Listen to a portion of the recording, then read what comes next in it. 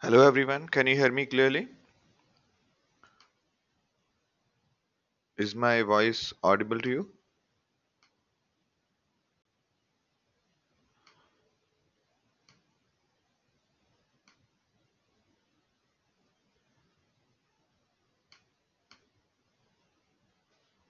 Great.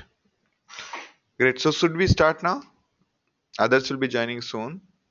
Uh,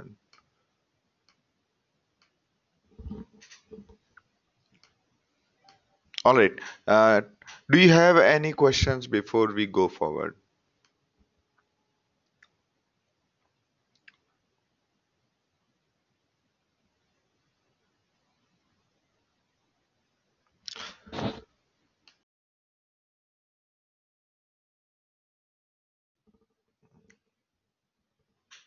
Hello Prithvi, hello Chandra, hello Murugan, hi Rohit. Do you have any questions before we start?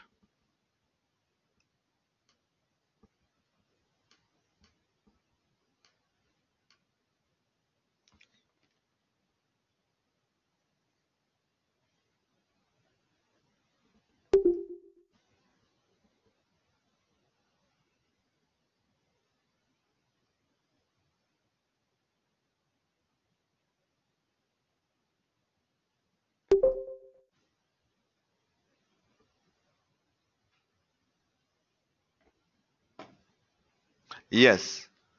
So Murugan, you are right. So in the use database and the database name, it should be use and then database name. You're correct. All right. So we'll change that particular quiz. All right.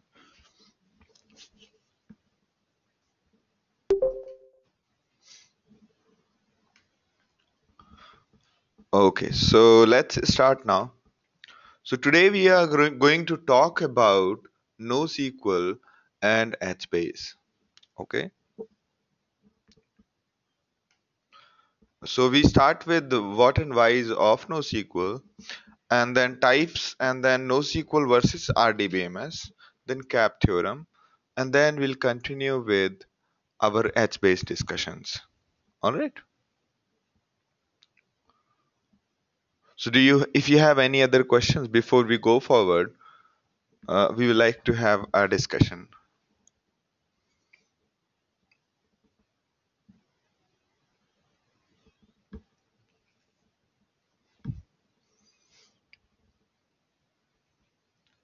No questions? All right. All right. So there are many jokes on NoSQL as of today. One of these, this one is quite popular. One person asking the another, "Do you have any expertise in SQL?" The person says no. Then he recommends that write your in your resume, write that you are an expert in NoSQL. And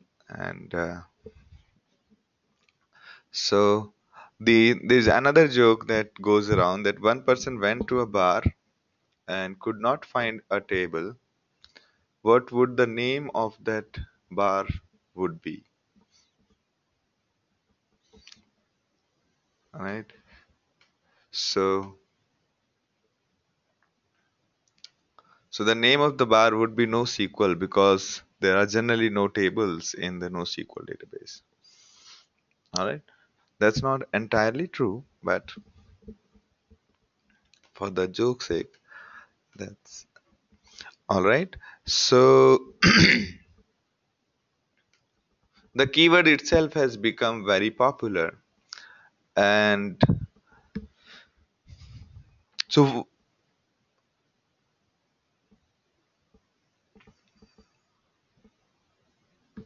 actually we should discuss the other way. We should discuss this table after we have discussed this. All right.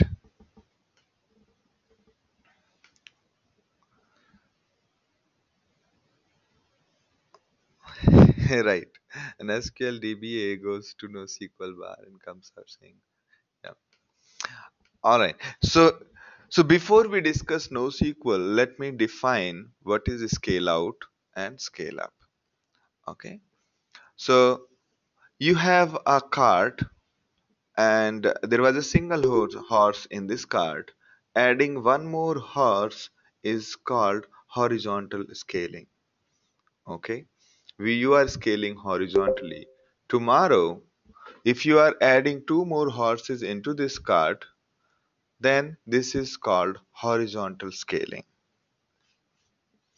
All right. Now, if you, instead of a single horse in the cart, if you add elephant into the cart, that is called vertical scaling. Okay. Meaning, on an analogy, if you had a computer, if you add one more computer to the network and make them work together, then it's called horizontal scaling. And in case you have a computer and you just added more RAM and more CPU in order to handle more load, that is called vertical scaling. Alright, so I hope everybody is clear about vertical scaling and horizontal scaling. This is called scale out. This is called scale up. Okay. So horizontal scaling is also called scale out, and this is called scale up. All right.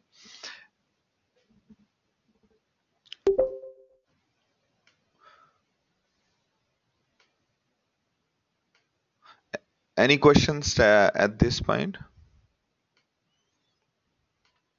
So the horizontal scaling is you had a one horse in the cart, you added one more horse in the cart, that is called horizontal scaling. Okay. As an analogy to the computers, you had one computer, you bought one more computer and made them work together to solve a problem, that is called horizontal scaling. And vertical scaling means you had a computer, you realized that you need to cater to more users, you added more RAM into this computer, or you threw away your old computer, bought a high-end version, and that is called vertical scaling. Okay.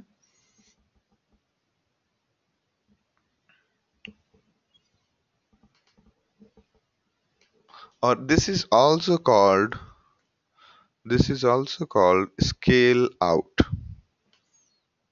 This is also called scale out, and this is also called scale up. Okay. It's also called a scale up. All right. Is it clear now, Shyam?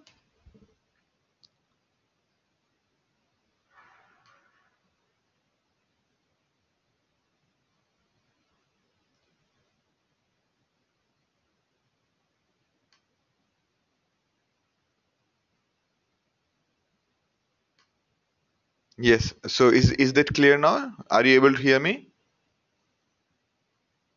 I think he's got disconnected again.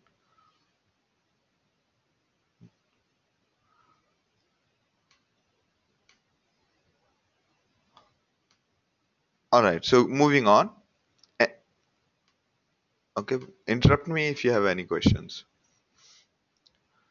So first of all, the biggest question that arises is why did we need new kind of databases? So what is NoSQL? NoSQL is nothing but these new generation databases which are not following the standards of SQL.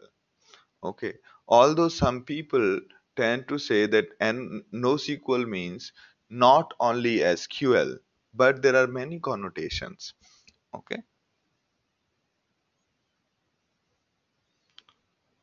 okay. There are many connotations for NoSQL, but the truth is these are the new generation databases which which were designed for these three reasons. The first reason was to be able to store humongous data, really, really huge data.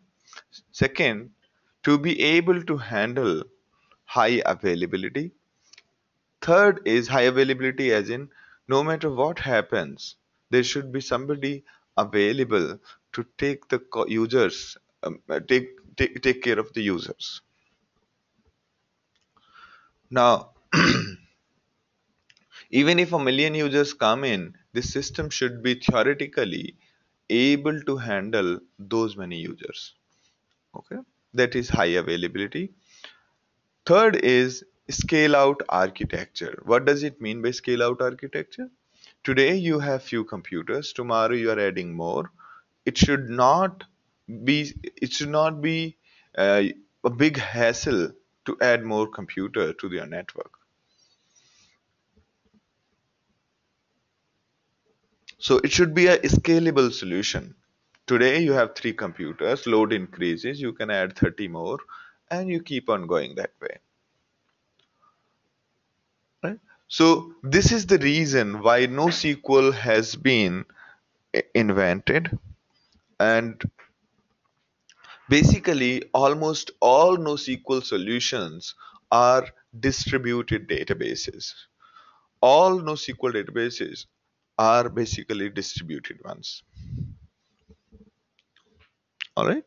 Now, just a second.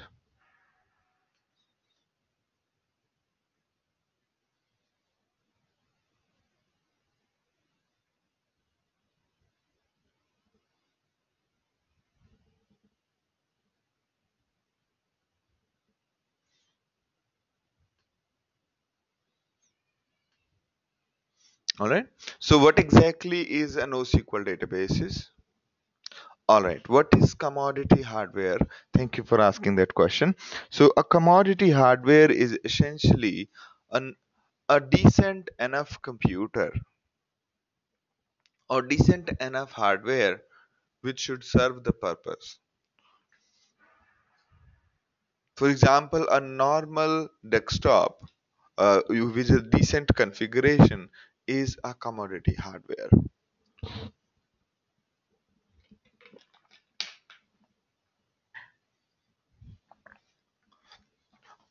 All right. Now, for example, when Google guys were working on their search engine, instead of buying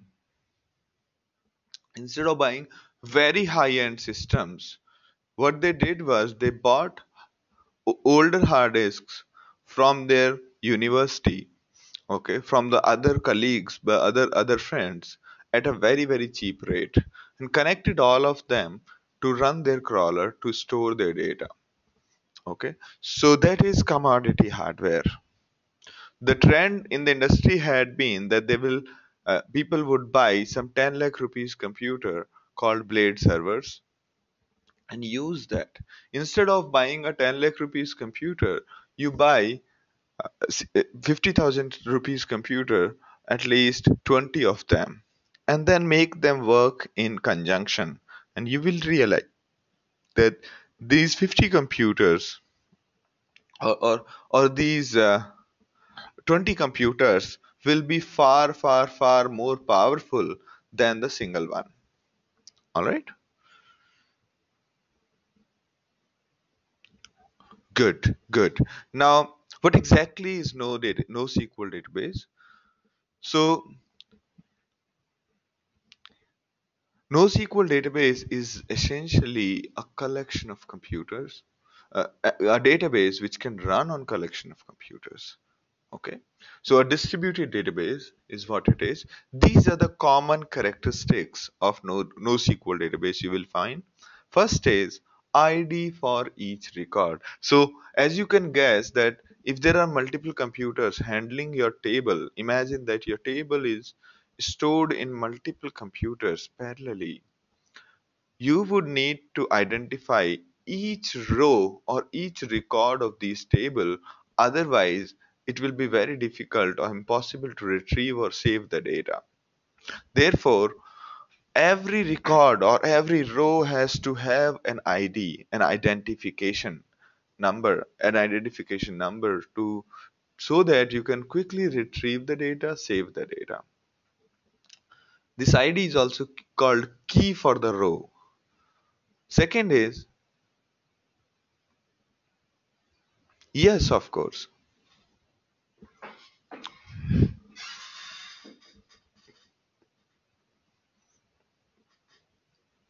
Yes, of course. The portion of the row can be stored. We'll talk about it.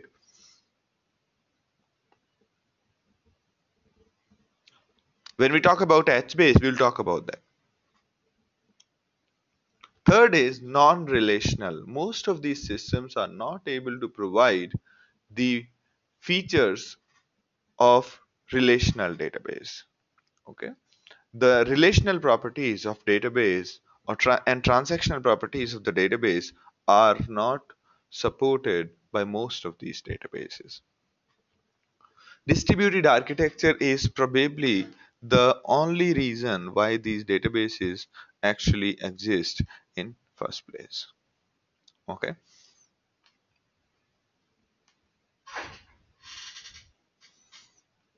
Right, most of them are. Even if they are providing transaction, that's very, very rudimentary.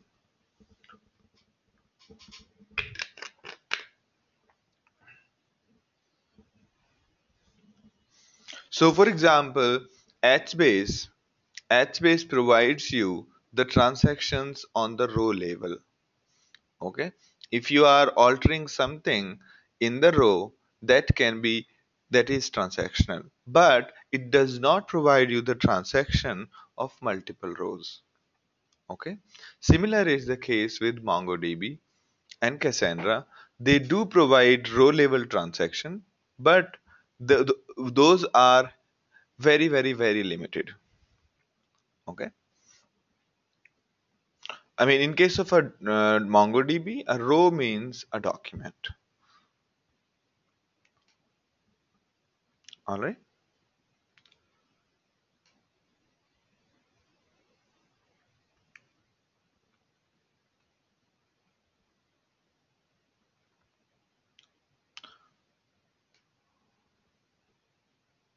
No, it's other way around, Santosh. So the solutions which we earlier talked about, like Hive and Pig, those are good for statistics and reporting purpose. But NoSQL databases are designed for high throughput, bigger data, and scale out architecture. Okay, high throughput, bigger data, and this kind of architecture. All right. When I say high throughput, it also includes that a million people should be able to write to your database in a daytime. Okay. So it's not only for reporting purpose, it also provides you a really, really fast way of writing the data. Okay. And querying the data.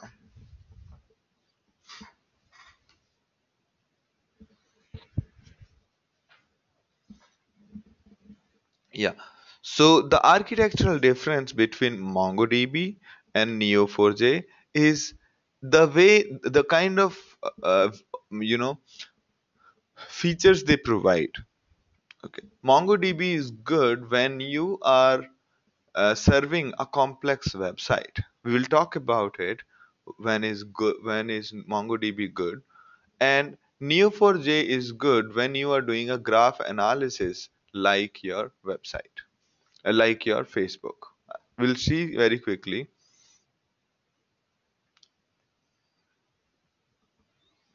And Shyam's question, can you give a couple of examples? Just wait for a second and you will get an idea what exactly am I talking about. Okay. And yeah.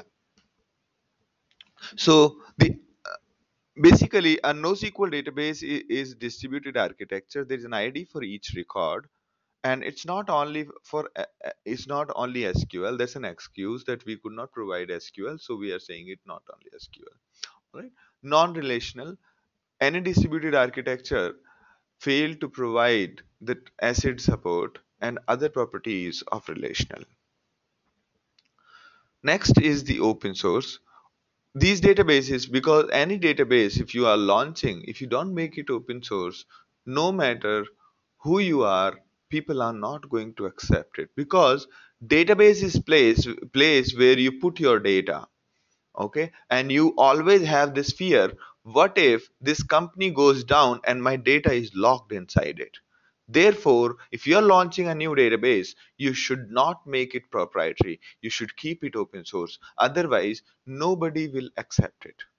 Nobody will accept it, no matter who you are. Even if you are Microsoft, if you have to come up with a new database in today's time, nobody will take it, unless of course the database is open source.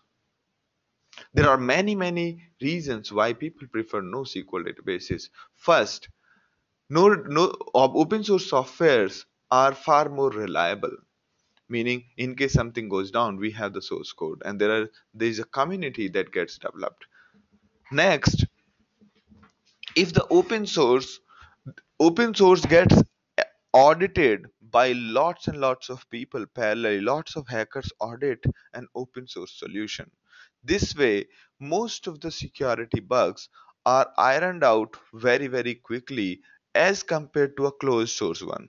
Closed source one, there are few people who will find out the bugs, and then they will not publish it. Okay, they will keep exploiting it. Okay, even for that matter, people keep on talking about Oracle, which has been there since 1960s. But few years back, there were tremendous amount of bugs discovered in Oracle, with which you can take care of the remote control of their Oracle servers. So the point is, open source softwares are comparatively more secure than the closed ones.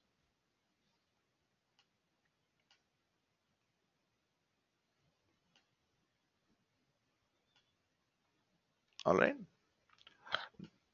We will come back to Rohit's point in a minute. Then,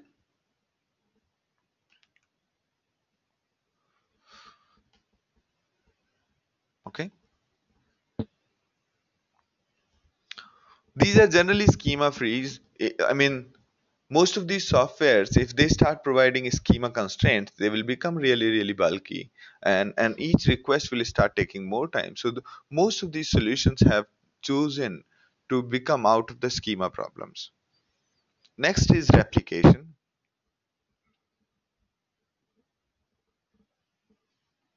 Replication as in, uh, if one database goes down, there is a copy there, and APIs are generally simple.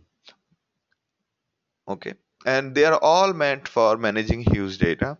They run on commodity hardware, and there are at least 150 NoSQL databases.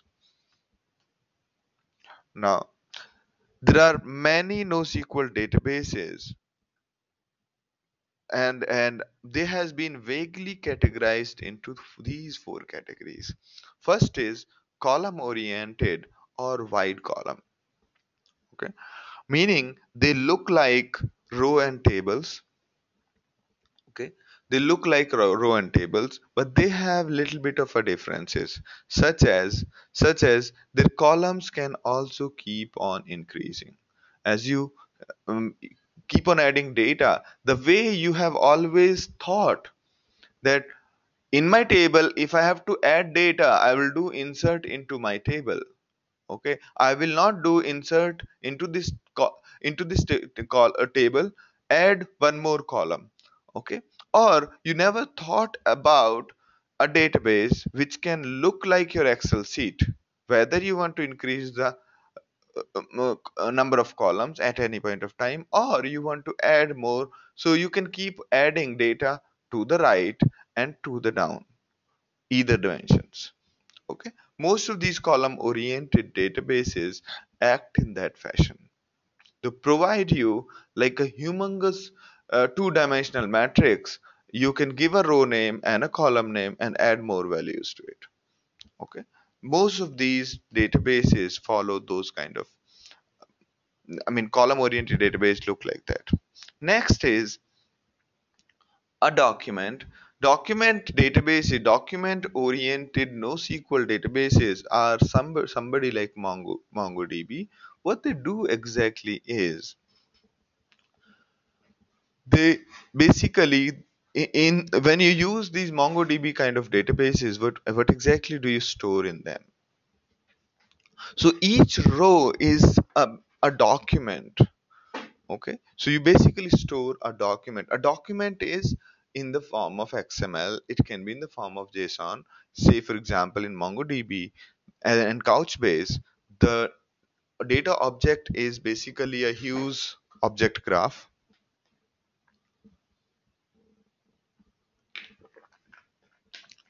in the form of JSON. Okay, and you can look inside this object to find out the various documents. You can say get me all the documents who has these properties, or find out all the documents whose title is this. Okay, so those are document oriented database.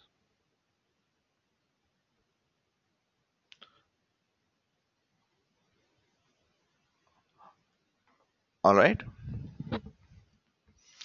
then there are key value database. These are the most primitive ones. It all started with a database called Dynamo by Amazon. On one Christmas, Amazon failed pathetically. When there were so many requests, their Oracle database could not handle it.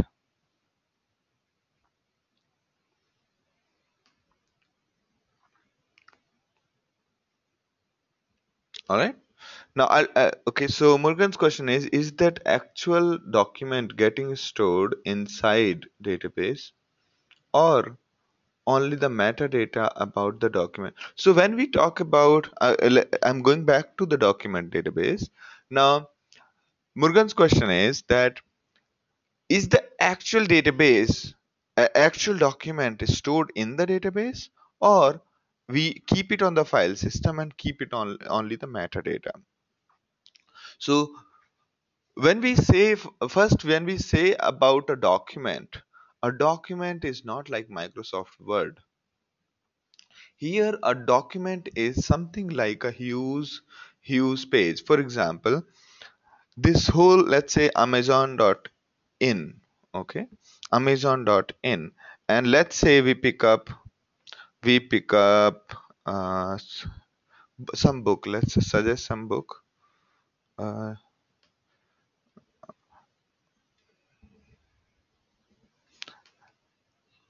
okay, let's see this page. This page is it has one big image here, and there are too many smaller images. There are so many titles. There is author, and there are product description, product details, all of this. Okay, ideally such a website should basically create objects representing each product. Okay, and whenever users want the data, whenever a user comes to your website, you just prepare the HTML out of that object and give out to the user. Okay, so a document is essentially a huge JSON object generally, and the image is also stored inside the database. Okay, video can also be stored inside the database. Okay, and the binary part, in case that you can I mean these systems like MongoDB and others, they provide you even HBase. The value you store in the database in case of HBase is actually binary data. It doesn't care whether the data is in plain text, is a number, or is it binary, or is it one gigabyte size data. It doesn't really care. All right. And most of these NoSQL stores, actually most of these NoSQL stores do not qualify to be called as NoSQL database. Reason being, reason is that NoSQL databases, which they call themselves NoSQL databases, are essentially data in and data out. They do not provide you a proper SQL query so that you can query the data. You have to use the rudimentary methods of finding the data, updating the data. All right.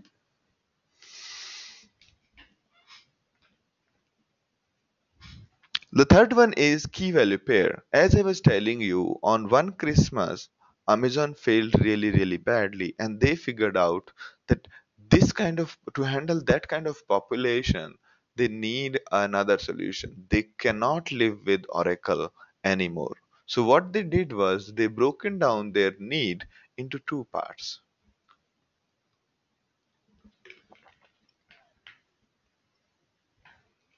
Okay, so NoSQL database. Whenever we call database is a big name, right?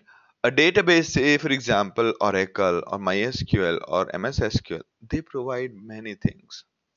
They provide a place to put your data. They provide a great API, great query language to retrieve the data. And that is something which most of NoSQLs miss. Most of NoSQLs do not provide a query language. Even HBase does not provide you a great query language. You will have to rely upon things like Hive. Okay, so that is the reason most of these NoSQLs do not qualify to become to be called as database. They are more like data store. We put the data, we retrieve the data. And these databases don't provide too many features for handling the data. All right.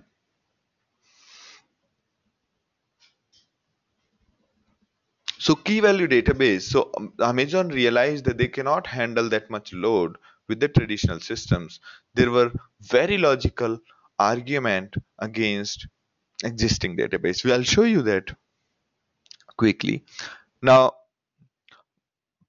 what they did instead is let some of the transactional data. So Amazon's website, half of the data is still in the transactional databases, specifically Oracle, and rest of the data has been moved into their own NoSQL. Okay.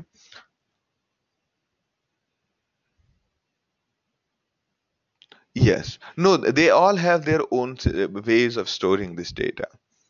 Okay. They all have their own ways of storing data, not only Hadoop. HBase uses Hadoop. HBase uses HDFS to store the data.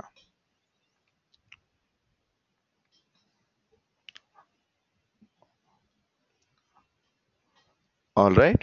Now, okay. So basically, no, you can ask right now. I'll clear it. I'll stop for a minute. If you have questions, you can ask now. And Rohit, there was a question from Rohit. Uh, I missed that part.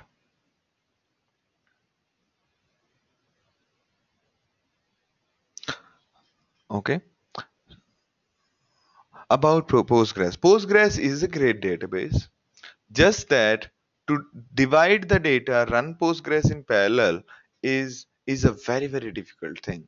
To run any of the existing systems in parallel, you will have to figure out your own ways of handling data. Okay.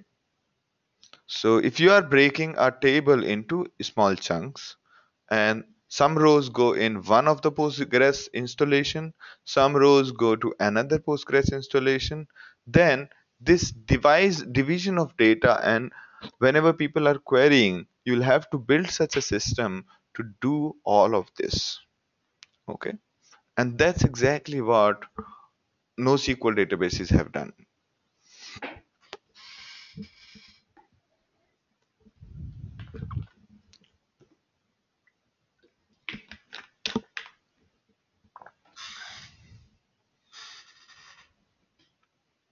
Yes, mostly the limitation is for distributed processing, not parallel. So can anybody tell me the difference between parallel and distributed?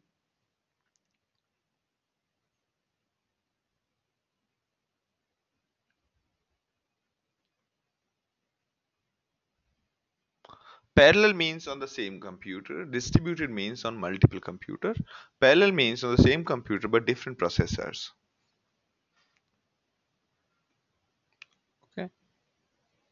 Distributed does not mean batch. Distributed only mean that we are using multiple computers to solve our problem.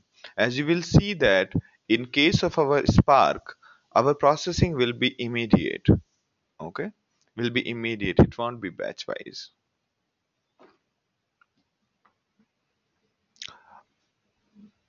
Okay, so carrying on.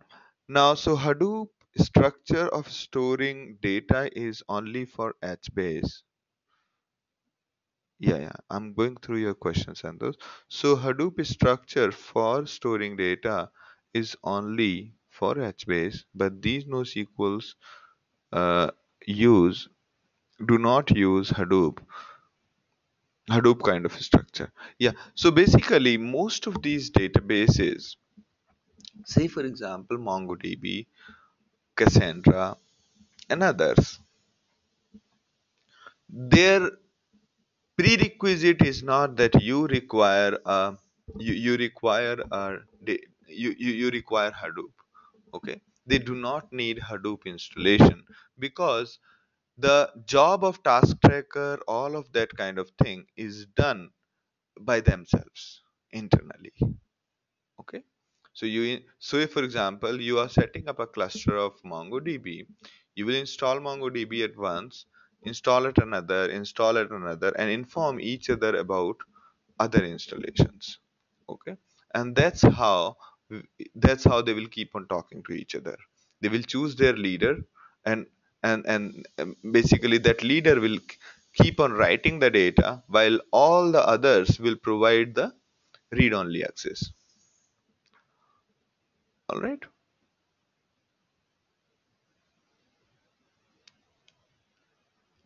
Now, Shyam's question is, how did this need for SQL come up?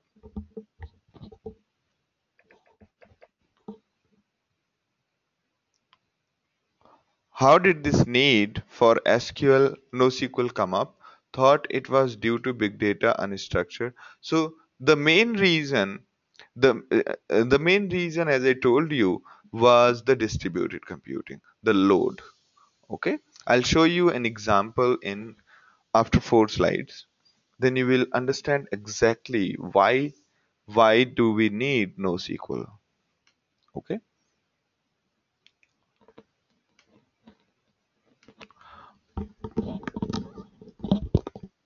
All right. So now key value databases are simple databases where there is a key, there is a value. All right. And value can be binary or value can be plain text. It started with plain text value in a dynamo and then it moved to many levels. Okay. So these kind of databases, key value kind of databases, are very rudimentary in nature, and it's very complex to actually handle a big object graph. Now there are something called graph databases. Graph databases are s- something like this. They represent a full object graph. Okay, or the way they are connected. So when you are trying to build something which has to exploit the graph traversal from one node to another, and say for example Facebook friends graph, you are friend with other people, they are friend with some other people, and so on. If you have to do some analysis of this graph, you will have to basically do a lot of graph algorithms in order to do some sort of graph analysis. Okay, for those kind of analysis, a graph database will be a better option. Okay, so the examples of key value is Dynamo, Redis, and others. And for examples of document database is ClusterPoint, Couchbase, MarkLogic, MongoDB. Okay. Now this is the standard difference between NoSQLs and SQL databases. So SQL databases has been around since 1970s, while NoSQL database has been around since 2000. They're fairly new. Okay. And the examples of SQL database is MySQL, Postgres, Oracle, while for NoSQL is MongoDB, Cassandra, HBase, Neo4j. Okay. Data storage model for SQL database is relational, and NoSQL database is that varies based on data type. Schemas, structure, and data types are fixed in advance, and in case of NoSQL databases, it's typically dynamic. So SQL database scale vertically, while NoSQL databases scale horizontally. All right.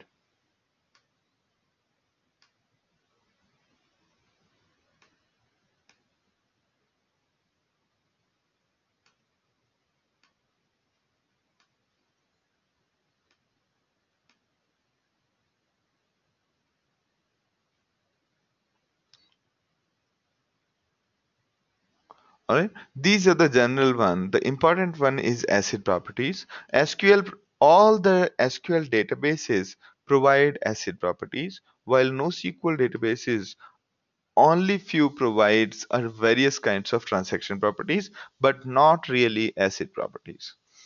Okay. ACID means, can somebody quickly summarize what does ACID means?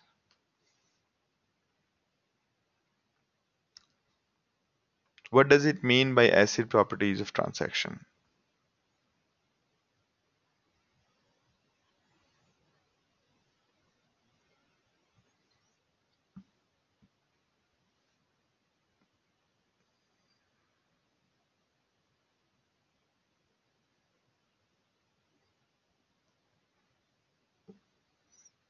All right. So consistency is the one which you missed out. Okay. And the data manipulation in standard database happen through SQL, while in NoSQL database they provide their own APIs.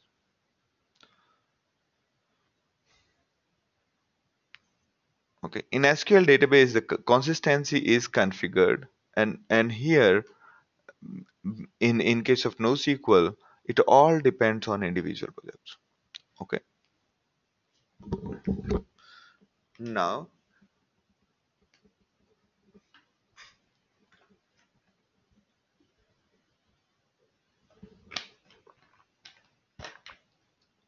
all right. So there is a reason why most of these databases are not able to provide you very strong consistency. That is given by something called cap theorem. There was a researcher called Eric Brewster. He wrote something called cap theorem, and according to him, he says that out of three, consistency, availability, and partition tolerance, you can any NoSQL can provide only two properties at a time. Okay, any NoSQL can provide only two properties at a time. Consistency means all nodes can see the same data at the same time. Okay, if I updated the data just before you came in, you will see exactly same data what I have updated. You will not see older data. That is consistency. Availability, the meaning of availability is that there is a guarantee that every request is answered. There is no request that goes unanswered. That is the guarantee of availability. Third is partition tolerance. What does it mean by partition tolerance? In case, in case your network is down, in case some nodes of your network are down, still your database is happily serving to the users. Okay. So if you have, so the minimum partition tolerance which any NoSQL has to provide is that if you shut down one node from your network, there is no impact at all on your business process. Okay. So it can at any moment of time it can support a partition tolerant system should be able to handle one node if one node goes down, at least one node. Okay, so that is called partition tolerance. So consistency, availability, partition tolerance. Out of these three, there is no system that provides more than two characters. There is no system which can provide all three characteristics, all these three features. There is no database which can provide. And that's what CAP theorem says, that it is theoretically impossible to provide these three features. Okay, and you will also understand what does it mean, why do we say this way. Okay, have a look at this diagram. There is this traditional database. In the first diagram there is a traditional database. There is a single machine. All the users are writing to it, all the users are reading from it. Okay, it is strongly consistent. The moment one user writes to the table, any user who comes just after him, he will see the freshest data. It will not see the older data in any way. That is called the the traditional database.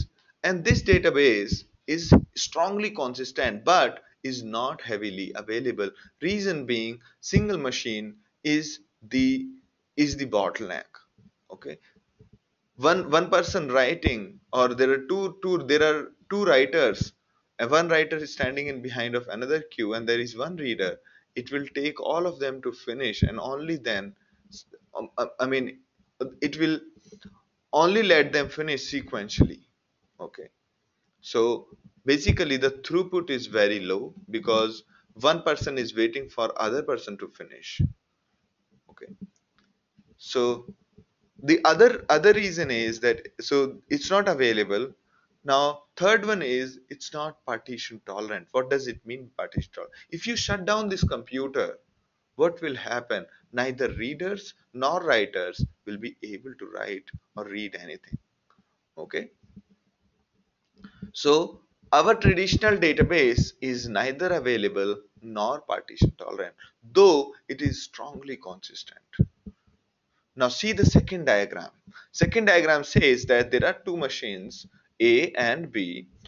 A is a writer, B is a reader. All the users who want to write data, create table, insert records, update records, also all the users who want to change data or create data, they go to A.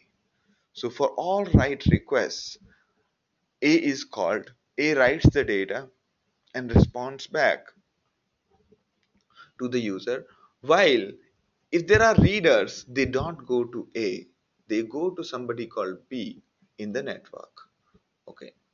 Now the writer wrote to the A while readers are reading from B, and the replication is happening from A till B. The data is being copied from A to the B. Now problem with this approach is that anything you write, it is going to take some time, but eventually everything is going to get all right, because eventually all the data from A is going to be shipped to B and get saved.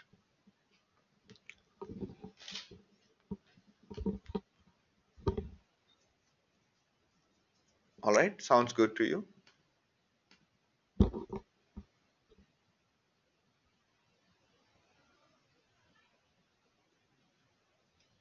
No, there will no read will fail. It's just that read will give you the older data. There is a time that goes, there is time that takes from A to B, and that is why we call it inconsistent. Okay, inconsistent as in uh, mm, there are two users, user 1 and user 2. User 2 comes after user 1, and or let's say there's the same user who just wrote the data is trying to read the data, and while he's trying to read the data, he's getting the older data, he's not getting a newer data. Okay, he's not getting the newer data which he himself wrote just now. That means that means the database is not consistent, but it is eventually consistent. Eventually all the data from A is going to reach B, and B will have a consistent good data, although a little bit old.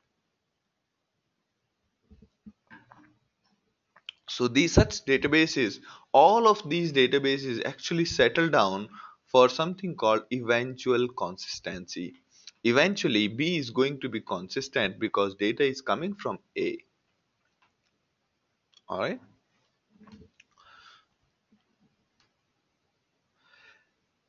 So, but this kind of database is available, meaning while some users are busy with A, some other users are busy with B, and so on. If these databases get full, we can add more machines into the network who can handle incoming traffic. Okay, so it's fairly available, and it is partition tolerant. In case B goes down or A goes down, we have somebody to handle the data. All right.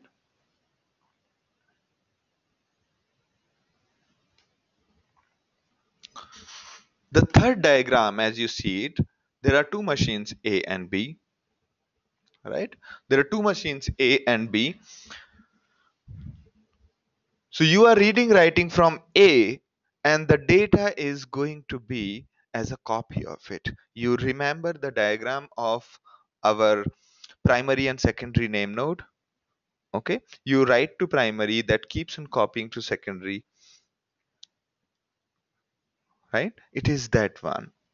Here, A is not greatly available because users are reading writing to the A, but there is a replication going on, so it is partition tolerant, meaning in case either A goes down or B goes down, the system will keep on working happily. Okay, and it is strongly consistent because the data is being read and written by the same machine. Okay.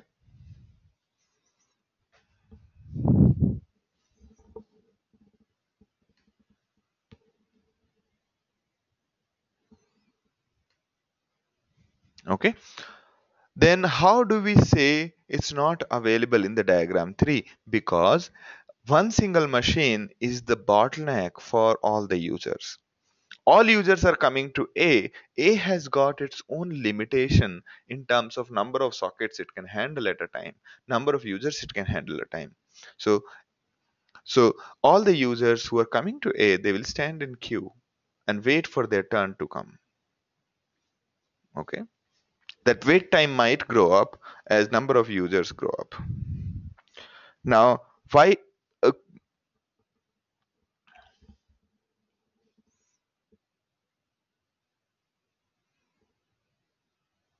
okay, now Chandra says, what if A goes down? So the copy of A is there on the B. I'm talking about diagram number 3, and hence B will start taking read write in case of emergency.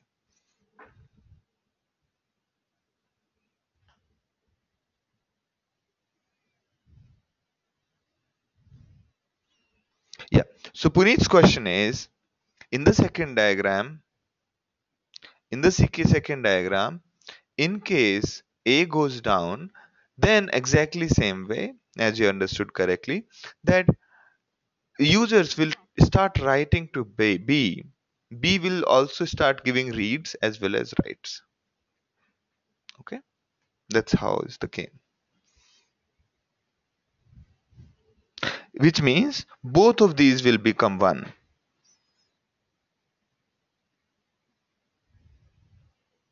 So both 2 and 3, after one of the computer fails, they will behave like the first machine.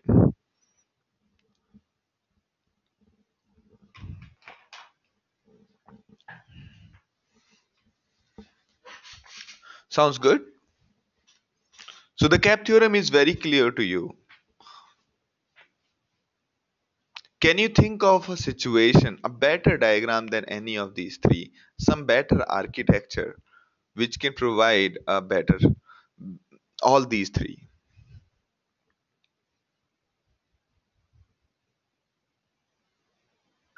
Can you think of an architecture which can provide us all these three properties?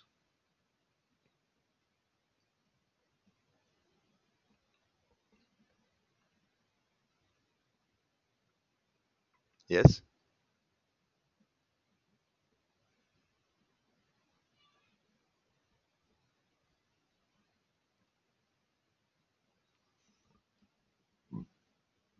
Yes. Clustered as in?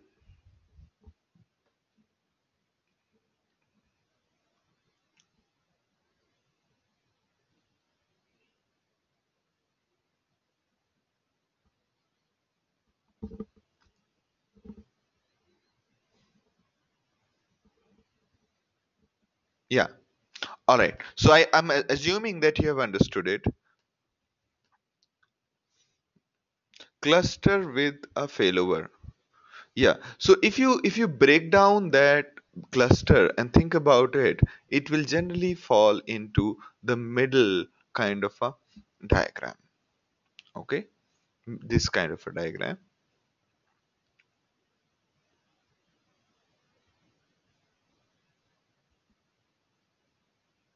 All right? Now let's discuss something called let's discuss a story about a traditional RDBMS systems. So in 1995 or maybe some 2000s, basically 2000s, when you were launching a website, what are the things that actually happen? These are true stories. Basically, this is what actually happened with lots of people. So today is your launch day. You have built this brilliant idea of something which is appealing to lots of people. Okay. So what you do is you move your website from local machine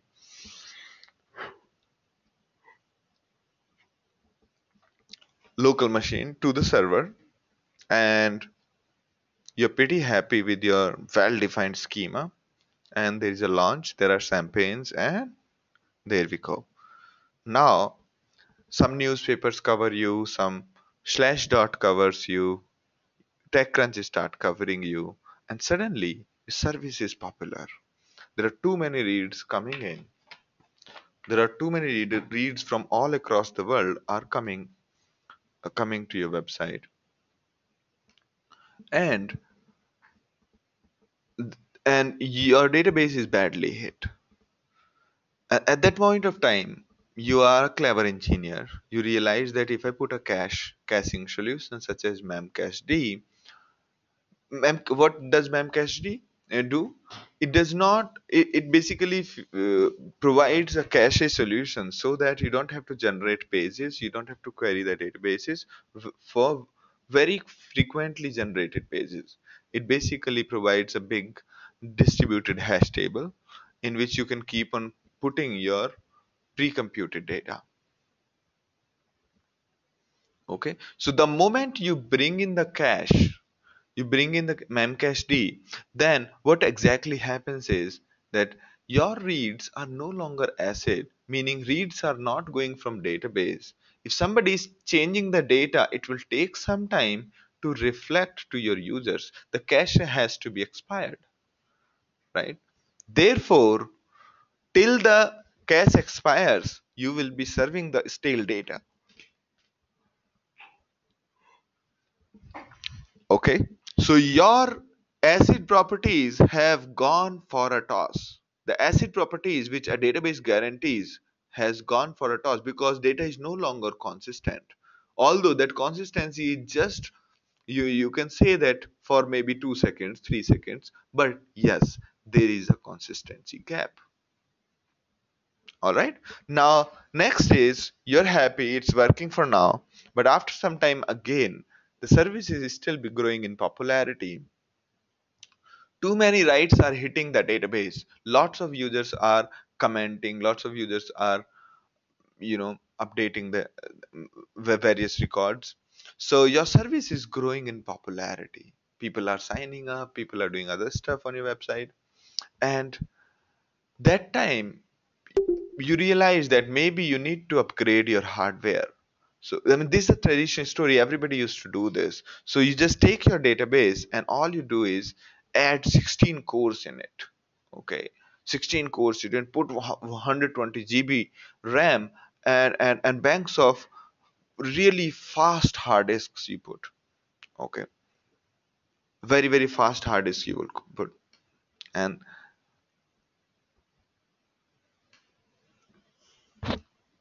because at this point of time you might have received a lot of funding so that you are able to afford all kinds of magical hardware, or which promises to be the magical hardware, but in reality it doesn't.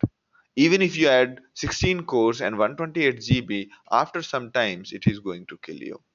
For example, the new features will keep on increasing the query complexity. One user comes up and says, one of your employees comes up and says, hey, why don't we put ratings in it? Why don't we put, let people like each other's comment, and let people do this, do that. Let's also show how many pieces are available.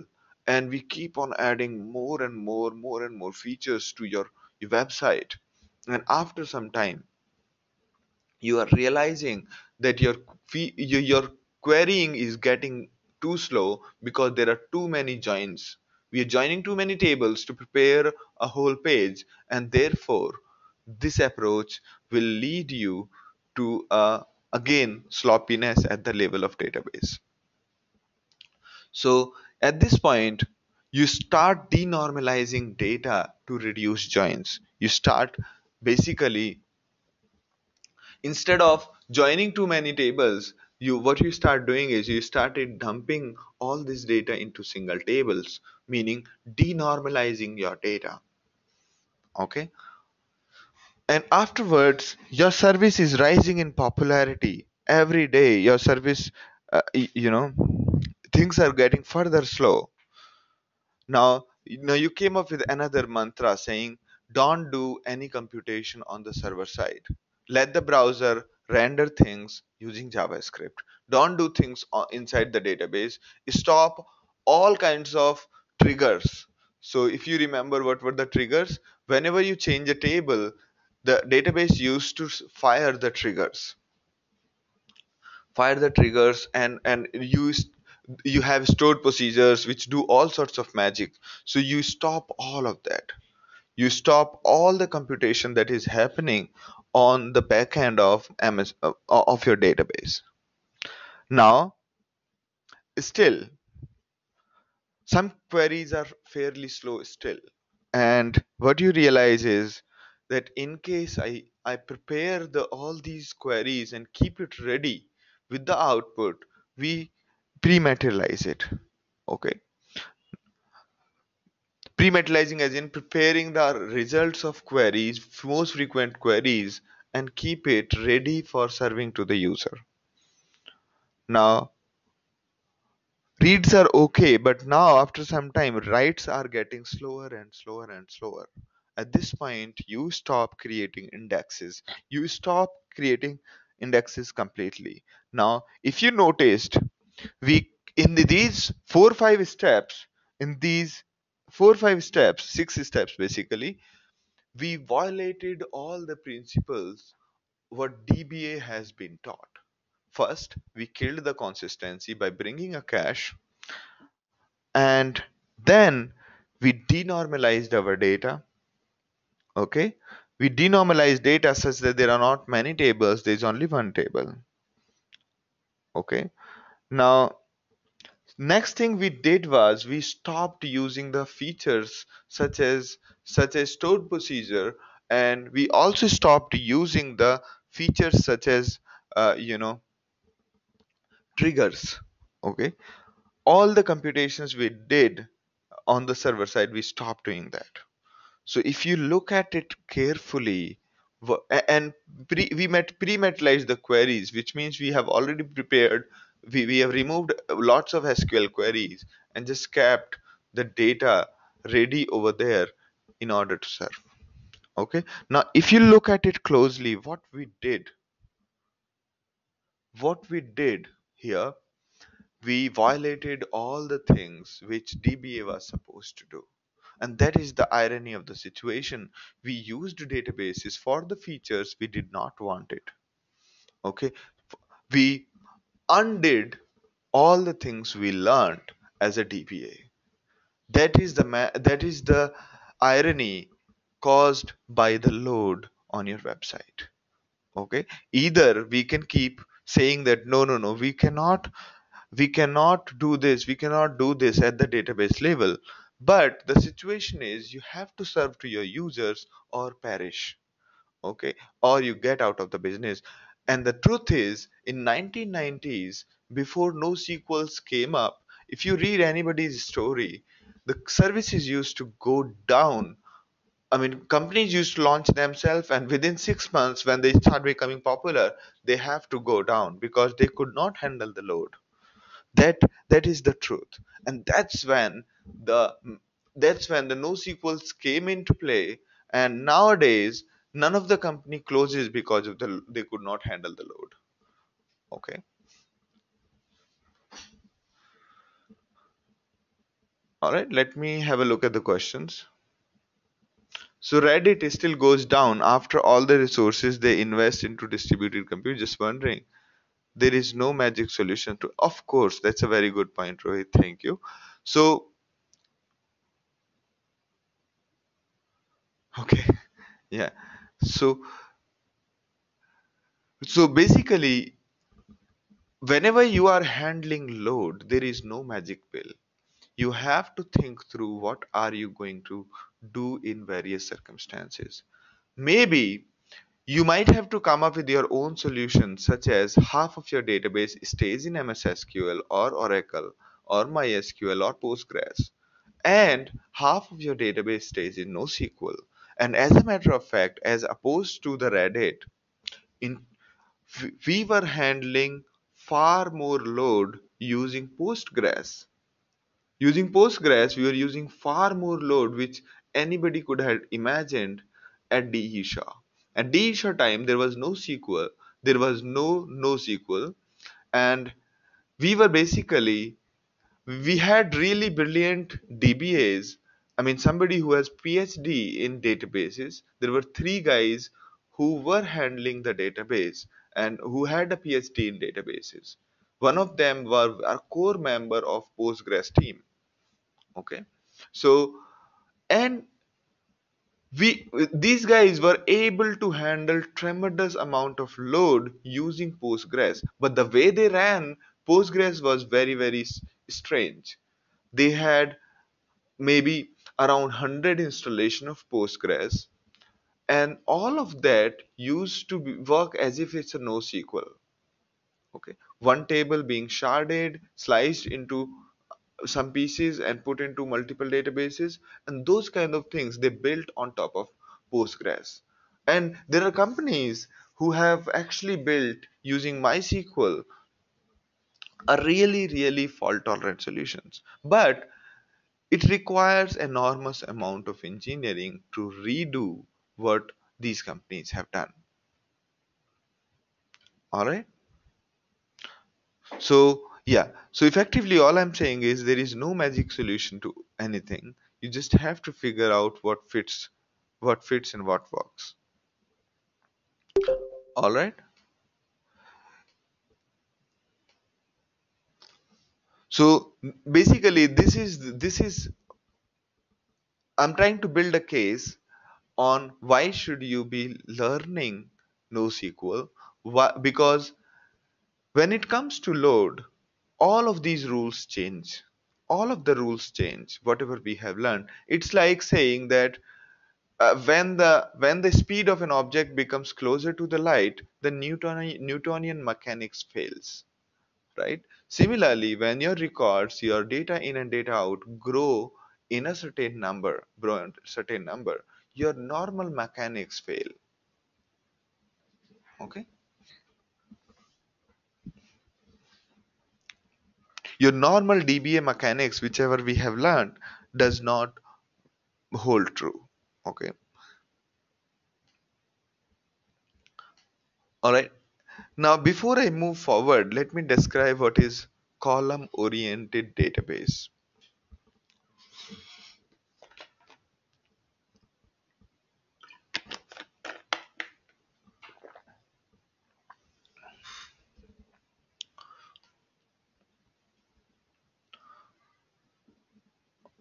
A column-oriented database. Before we go on to our HBase, I would like to describe what is column. These are basic definitions needed. A column-oriented database is something where data is stored column-wise first. For example, in a traditional database, in a row-oriented database, physically the data will be stored on the disk like this. 10 will come, then a separator will come, then Joe will come. Then new line separator comes into play. Then we put the line number, and then I mean there'll be a separator, although it won't be a colon or comma. It'll be something non-printable character. All right.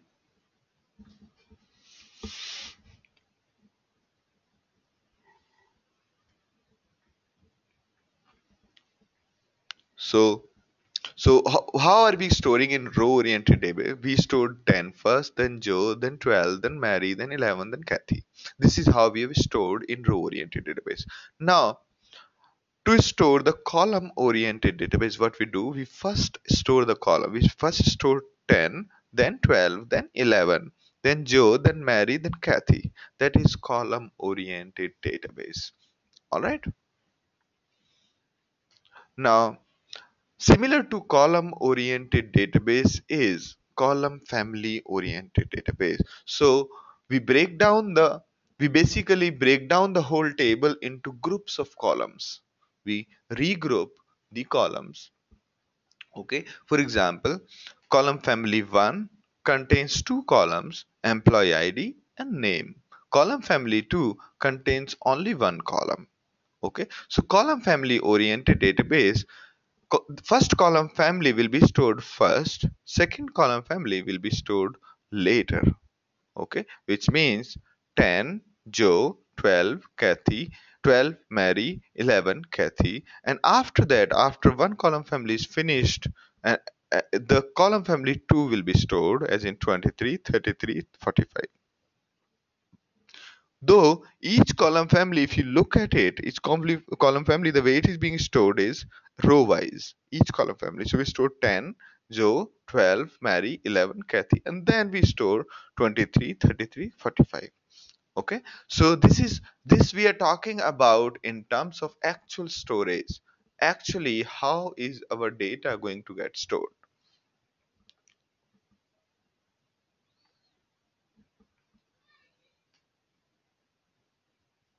All right.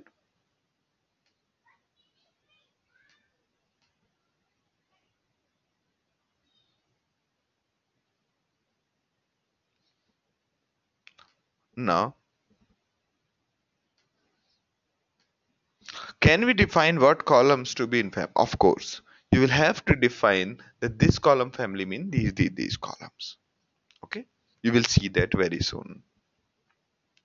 Now, so these were the basic ideas I wanted to explain to you, that what exactly is NoSQL, why do we need NoSQL, I mean why do we actually need a newer database. Database has been fairly proven technique for quite some time, and it has been proven really a great technology which built companies like Oracle. All right.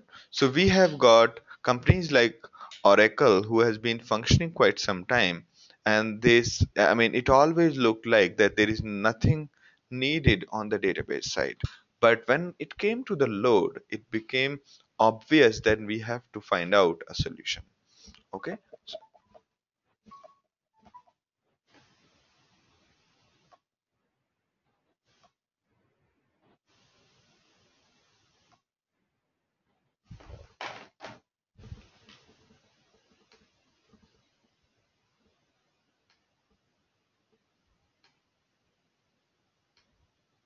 I'm so sorry.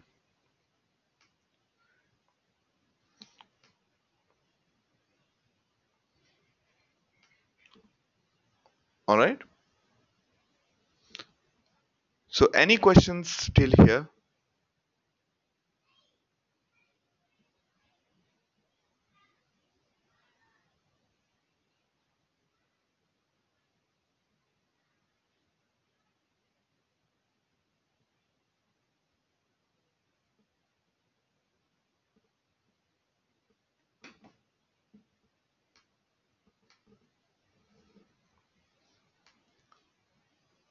Yeah. So each column family looks like a traditional table. So you can think of a table built up of subtables called column families.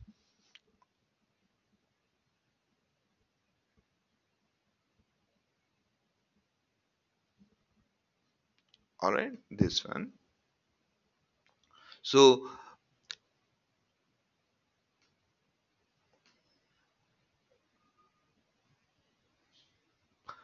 Sham's point is column family data looks like traditional table. Yes, I'm referring to the diagram you had in your slide. How are they linked? So basically, all I'm trying to describe that a column oriented database or column oriented table is something where this data is stored column wise.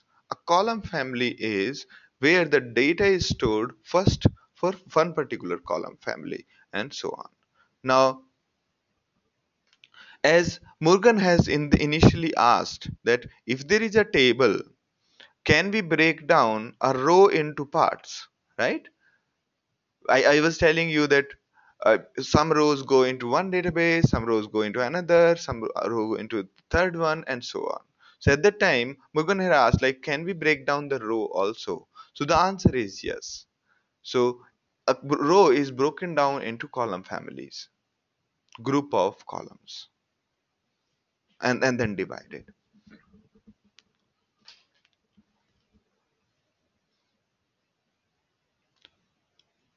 So I did not get Shyam's question. How are they linked? Linked as in which? What are linked? You mean to say columns are linked? How we know 10 is related to Zo? Okay, okay, okay. So yeah, basically that's the intrinsic property of the column family. So there is a metadata with which we can keep this information intact that this table contains these column families and these column families are stored this way. Okay. So it's well known that this is how we are going to store the data. And colon means row ID, and semicolon means row has ended, and so on. A column has ended, and so on. Okay.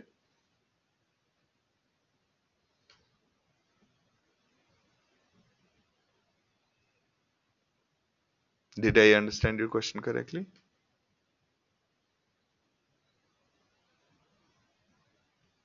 And here we don't do table design.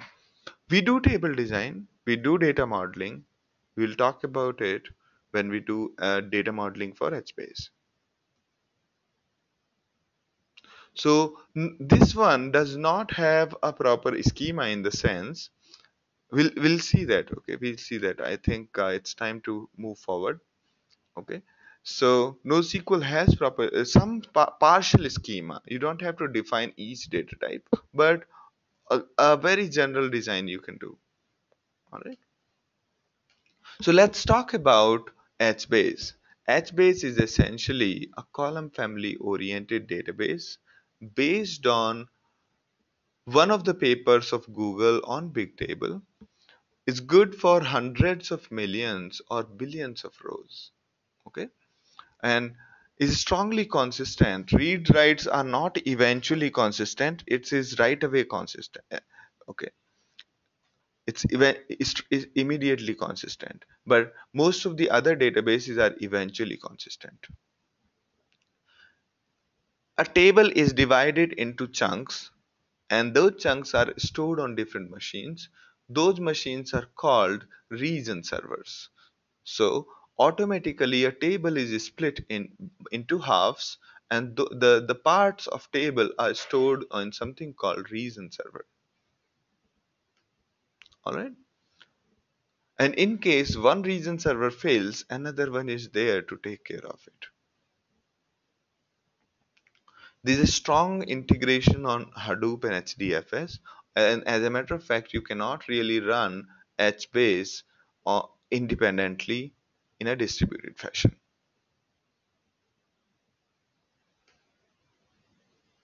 Okay. Now, it does not provide you any query language. If you have to do a churning on this data, you will have to do MapReduce.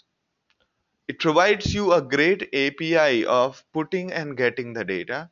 It's like simple put and get, nothing more than that. And it also provides you coprocessors which let you execute things in the background, on the back end.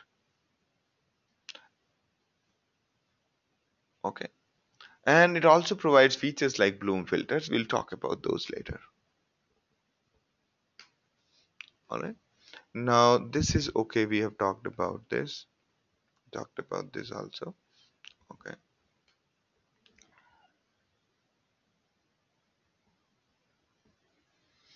Does the read happen sequentially? If yes, how long would it take to, if we try to put the last row, suppose there are millions of rows and thousands of columns. So it doesn't happen sequentially.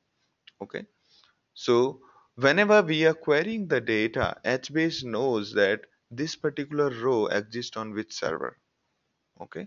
It directly jump to that row and try to retrieve the data from that particular machine hosting that piece of the data.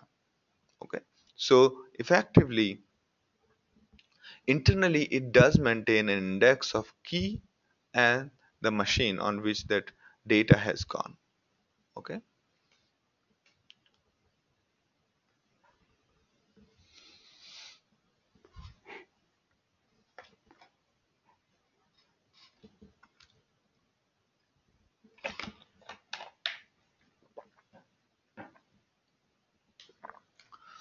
All right, so the architecture of HBase is like this.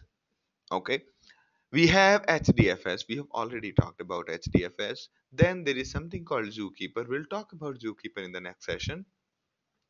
And after that, basically there is something called HBase master. Master is the guy who acts like the index, as Roshan was asking. So master is the guy who keeps that index, and there are region servers which actually store data in the form of H file, and there is mem store and write ahead log.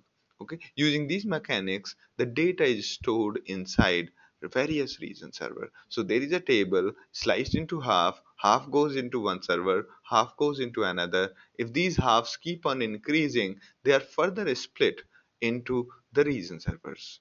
Okay, and master keeps track of the key ranges, that keys starting from 1 and keys starting for till 20 is are in first region server, and the keys starting from this one third keys starting from 3 to 4 are on this region server, and all that. So the key ranges, because in region servers the data is stored in keys, by the way of keys. So, and it's fairly quick to locate the data on each individual region servers. All right, sounds good to you? Now this is the internal mechanics. To the end user, it provides APIs so that user can query using API, maybe Java API or RESTful API or howsoever you want it. So that API makes it possible for the users to talk to talk to the database to store things or retrieve things. Okay.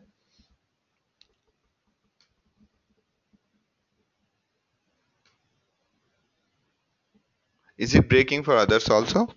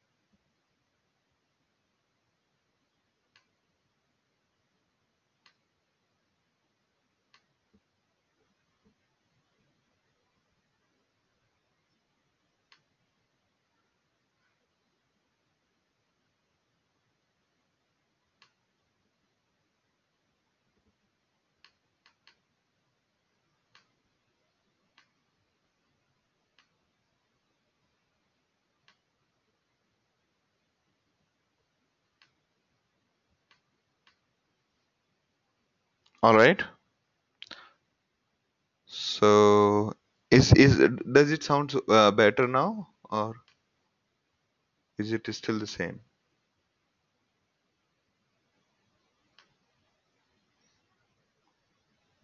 Okay. All right. So we have this another definition of the data model of our HBase. HBase comes from a paper published by Google called Big Table. Okay. So the definition of big table is a single line one in that paper, and that's very, very crisp. It says that big table is a sparse. Sparse means something which is very sparsely populated, meaning if you have a two-dimensional matrix which has many columns and many rows, and out of those many columns and many rows, only 10% of though these columns and rows are full. Rest are just empty. Okay, those kind of tables or databases are called sparse. Okay, then distributed. So a big table is sparse and distributed. Distributed means the table is spread across multiple machines. Third is persistent. Persistent as in case there is a power failure, the data is stored on the disk. Next is multidimensional, meaning it's not only rows and columns. There are multi more factors on which you can create your table. Okay. And then is sorted. Sorted means the keys inside the table are ordered. Okay.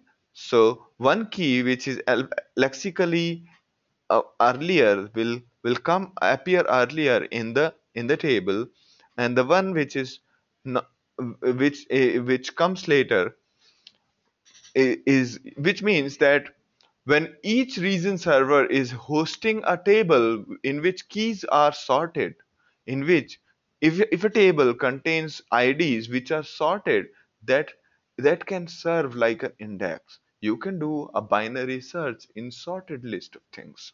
Okay, so it's a sorted map. It's a very useful thing to have sorted map so that you can do a binary search and quickly get which ID you are looking for. You will not have to maintain an exhaustive list of keys saying, so our main database will only maintain a list of key ranges, not actual keys. It'll just maintain the key ranges, and then on each machine we can quickly do a binary search and find where is our key.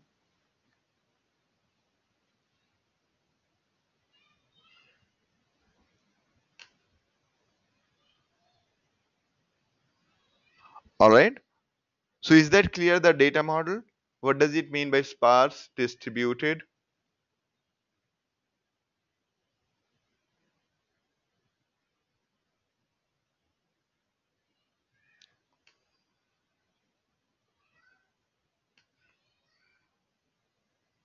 All right.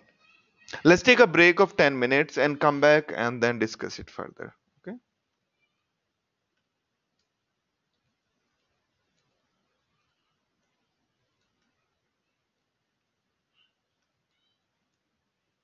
Yes, we'll repeat then.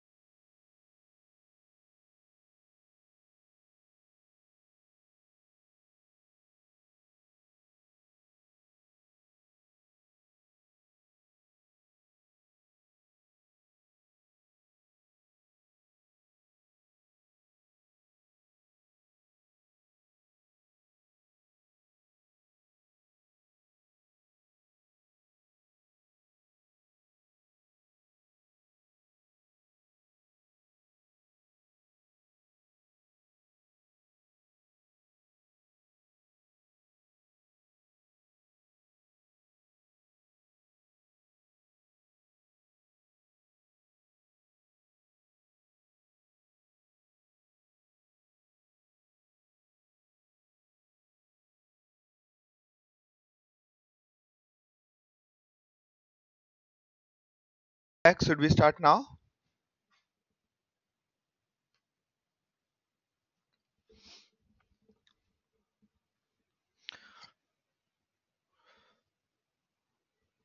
All right, all right.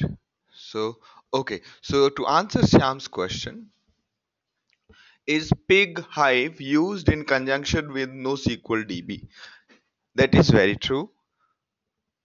Okay. So if you remember when we say using pig or hive, we were saying that select load our data using H-base store.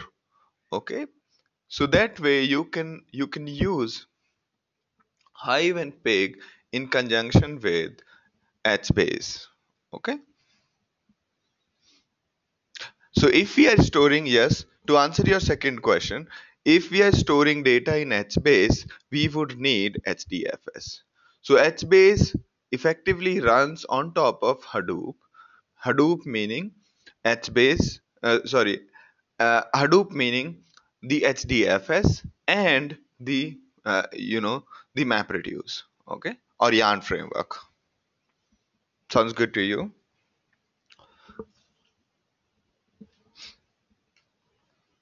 Very good questions. Good, thank you.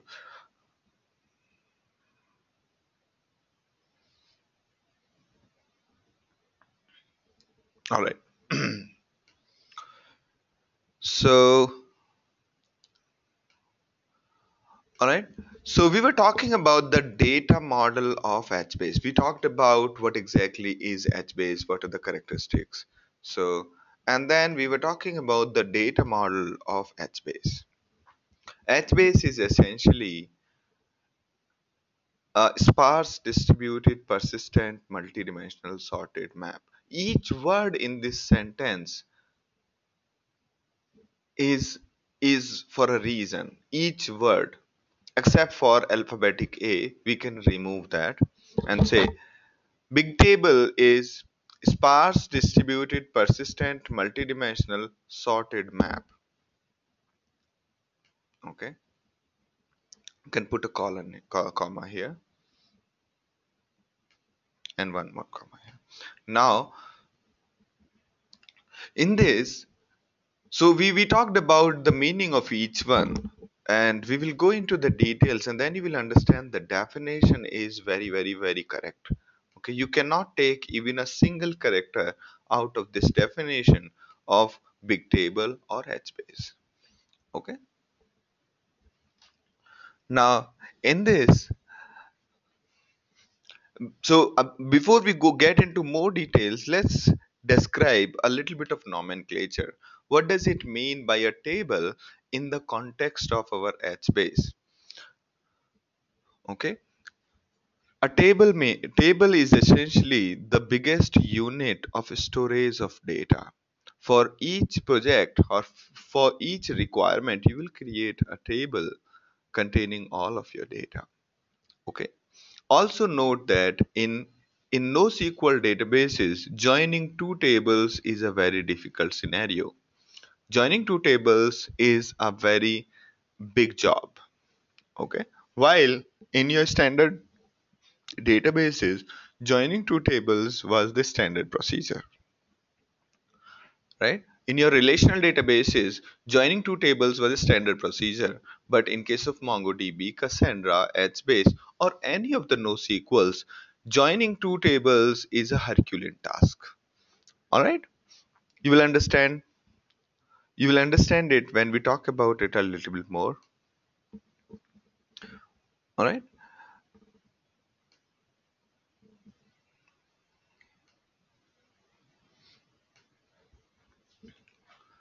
So HBase organizes data into tables. Table names are strings that are safer for file system path, and each table contains many rows. Okay, within a table, data is stored in according to rows. Each row has an identification, meaning it is mandatory to provide a key for the row. There is a row identifier for each row. Okay, Just like a column has a column identifier in our relational database, a row has an identifier too. All right.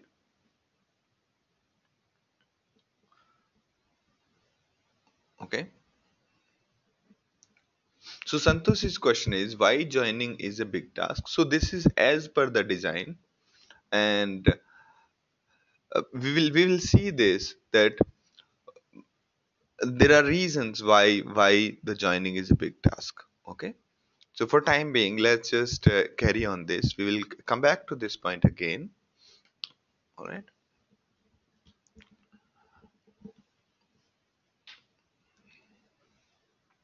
Okay. Now, row keys do not have a data type, and you can store anything as a key. This might sound very, very weird to you, but the, the, the way you have column name were supposed to be clean names, right? And similarly, there is a row name. Here, the row identifier does not need to be plain text one. You can put a binary data into the row name. The name can be a humongous video, all right? As well as column also. Column name can also be a big video. That might sound very, very weird to you, but that is how it is. Okay, and there are the reason is that column name or row name, all of these things are utilized as storage. Okay, all these things are utilized as storage. Now there is something called column family. A table is broken into rows. Rows have multiple column families data. Before creating a table, while creating a table, you need to define column families. That my table will have this column family, that column family, and so on. Okay. Inside a group, there will be multiple column families, and these column families can have arbitrary number of columns. Okay, you don't have to define upfront while creating a table that you don't have to define that your table is going to have this column, but you will have to define, it is mandatory to define that my table has these many column families. Okay, column families impact the physical arrangement of data. As we talked about the column family oriented databases. So this is a column family oriented database, and column family orientation impacts the way the data is stored. All right, as we showed you an example. Okay, now column families need to be defined upfront. Okay, every row in the table has same number of column families. A row need but a row need not to compulsorily add data inside column families. It can only add one column or two column here and there, does not need to fit in the data everywhere. Okay. And column families, as opposed to the column name or row names, column families need to be as clean names which with which you can create a file name in your table. What does it mean? The way you cannot put colon in your file name. Similarly, column family name does not allow you colon or these kind of special characters. Okay. In Unix it does allow, on Windows it wouldn't allow, I think. But anyway, HBase doesn't really, theoretically it does work everywhere, but in reality it never works in Windows. Now they have ported it onto HDN sites. It has started working. Okay. So column family has to be a clean name with which a file name can be created. Okay. Which means column family cannot be null. Okay. Column family has to be something. All right. Now Now, after column family, we talked about table. Table is the full table in which we'll be creating column families, rows, and everything. Table contains rows. Each row has column family. Column families contain columns. Okay. Column family contain columns, and each column is identified with something called column qualifier. The strange thing which you find is column name of a column. You don't have to create table and tell that okay, I need these columns. No, you don't have to tell that. Only you have to define column family, and each column family can have arbitrary. Each column family can have arbitrary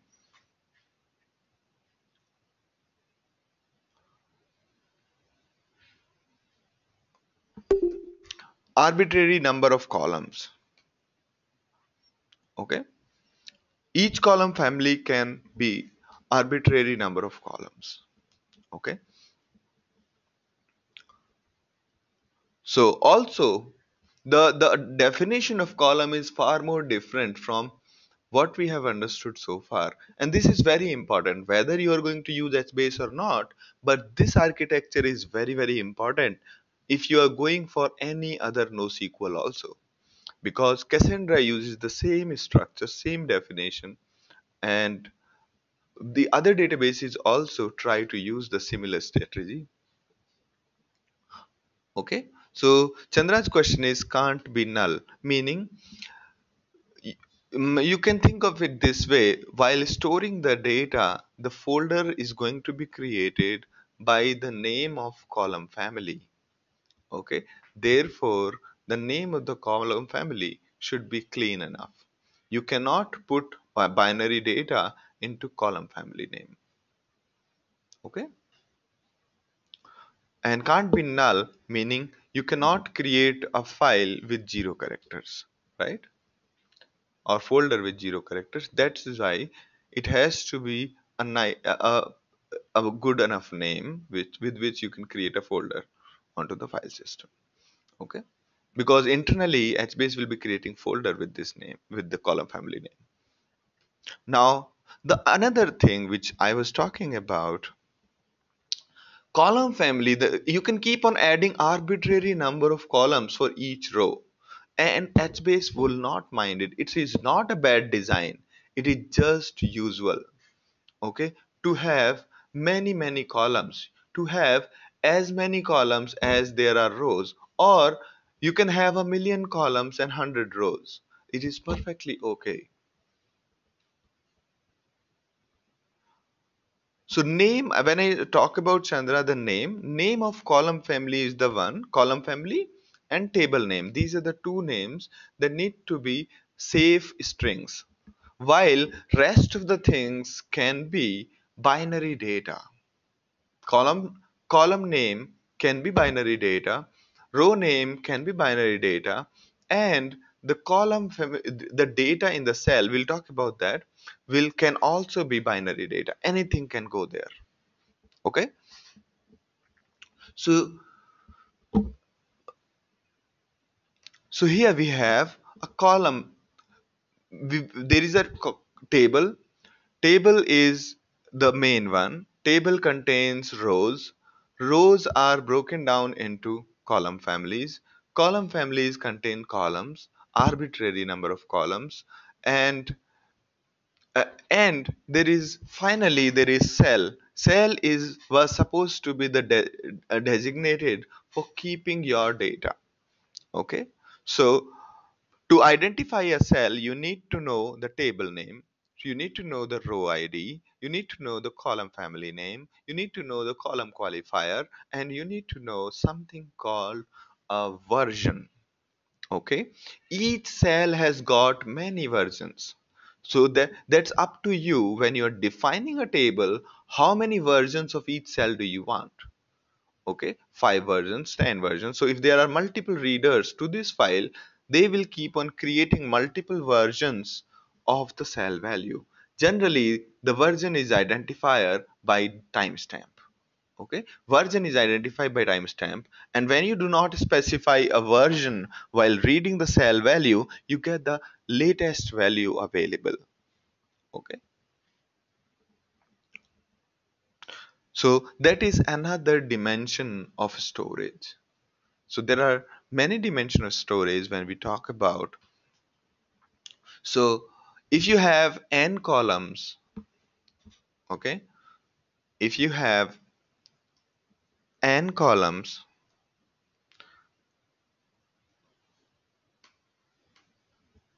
if you have n columns, m rows, how many cells will be there? N into m. If there are v number of versions, if there are v versions, the total data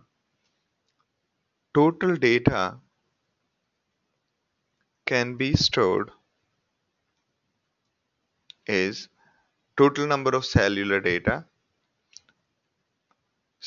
can be n into m into v.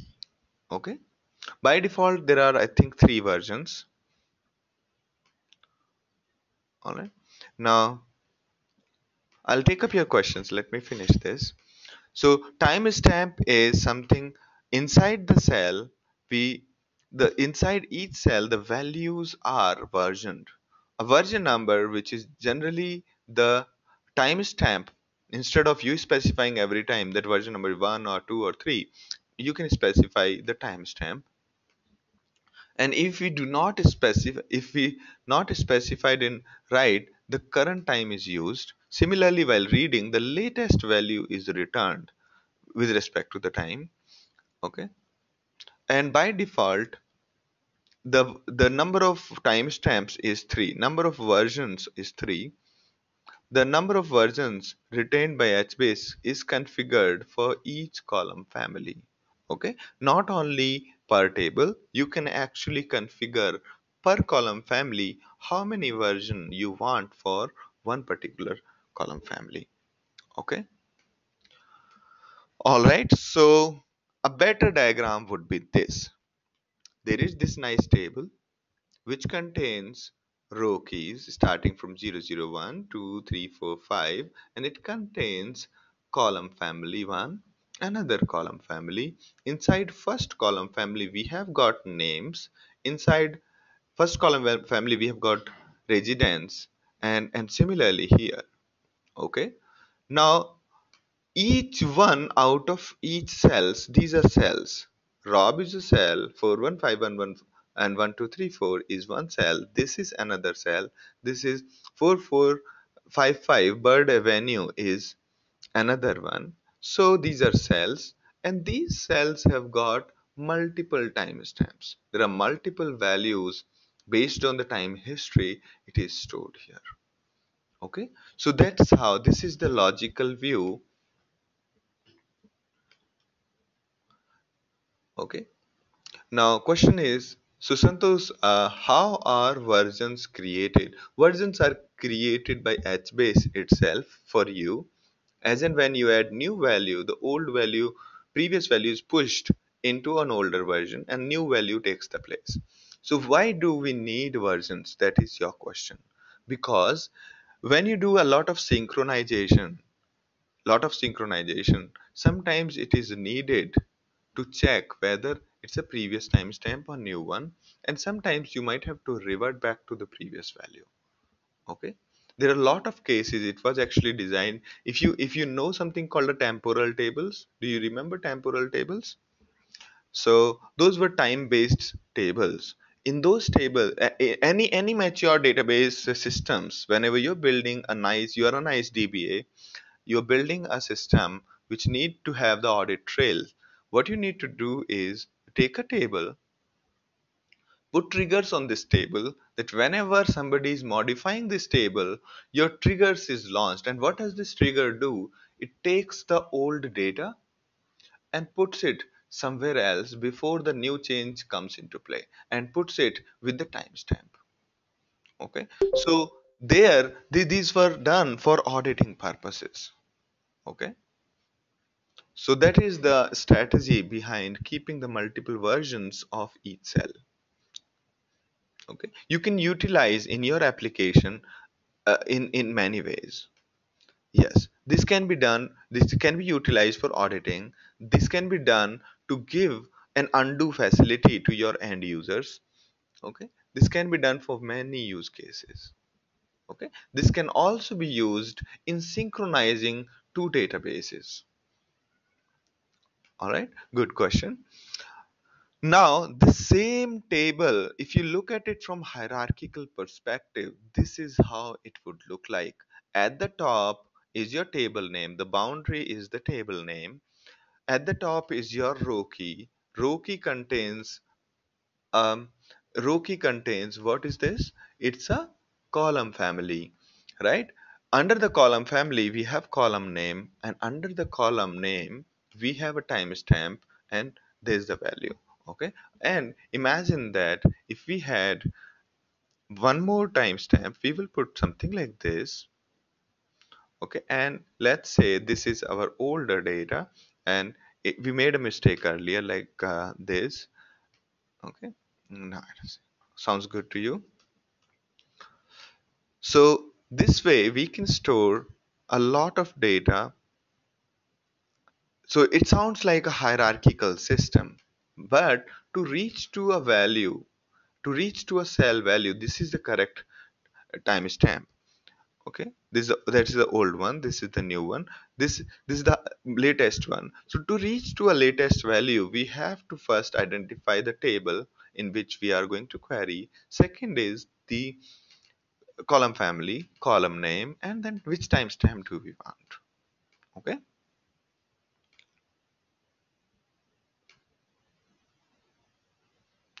Yikes. Exactly. This is the 10 o'clock barrier.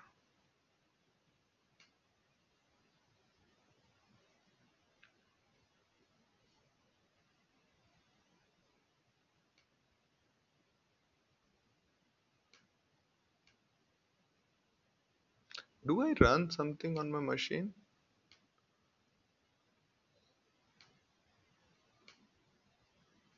Does this guy checked at 10:03 a.m. So this keeps on checking all the time. Actually, I've talked to this service provider.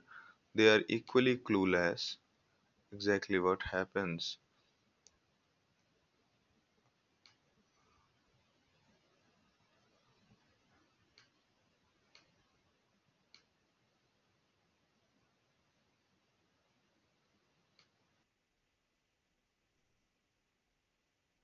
Hello. So we can continue now.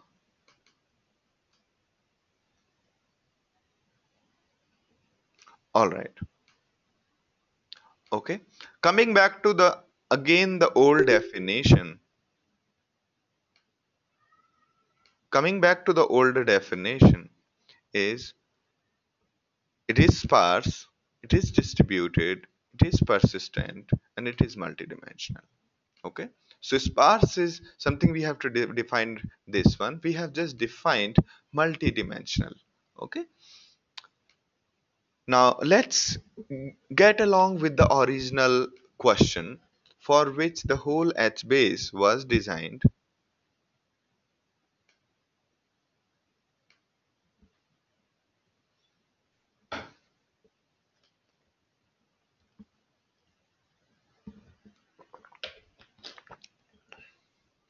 All right. So Shyam says that can't imagine how does HBase fetch that data when it is stored in this manner. Yeah. And RDMS knowledge is a blocker. So RDMS knowledge will be a blocker when you design the data model. Okay. Although querying the data would not would you will be better if you are equipped with a knowledge like RDBMS. Okay. Querying the data will be all right, but it will take a little bit more effort because I remember my time when I was first introduced to Cassandra. It took me a lot of time to just realize that how can I model my problem into Cassandra and utilizing all its features. It took me some time. Okay. And yes, you are right. The RDMS was a blocker for me in the beginning. Okay. But it gives us a lot of good perspective. So let's have a look at this diagram.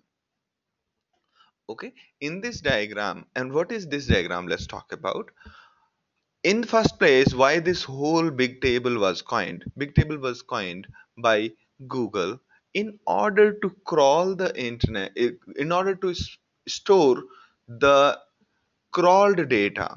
Crawled data is humongous. When you crawl the data of the internet, it is how, you know how many terabytes it is? The current corpus, just plain text one.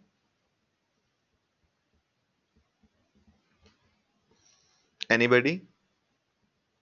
How big is the Amazon public datasets?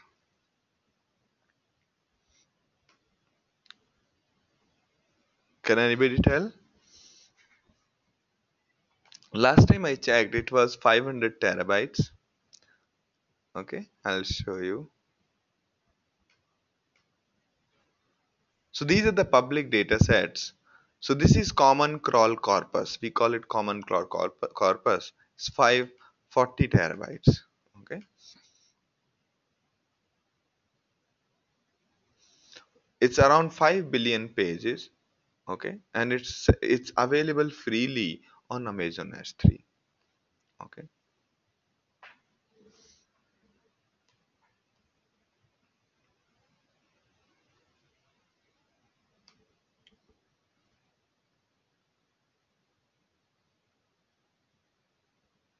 All right. You can see this. So it's around 541 terabyte. Now imagine this. If you have to store that kind of data, 540 terabytes of data, it will be beyond imagination to store it in a nice manner. Okay. Either you just give up and put it in HDFS, where the editing will be very difficult. So not really. The data is stored as binary, some of it. Okay. So now let's have a look at it. What are we talking about? Okay. Now, the way Google stored it is was this. Okay. What they did was they basically created a table called corpus. Under that table, there was a row key. Row key is little strange. We'll come back to that. Then there were column families. One column family was contents. Second column family was anchor. Third, and under anchor, in content, the column name can be blank as we talked about. Column name can be arbitrary binary string, but column family has to be something. Now, here column name is blank. This stores the actual HTML website data. Okay. While anchor stores who are the websites linking back to this URL. Okay. This anchor columns store what are the website linking back to this URL and by what name. Okay. Now let's say we have www.cnn.com. Okay. www.cnn.com. Let's say that is our row key. For this website, the data whatever is downloaded today is version under T6. Yesterday, whatever was downloaded is T5. Before that, it was older data and so on. Okay, this is HTML content downloaded by Google from CNN's website. Okay, now as Google is crawling other websites, as Google is crawling,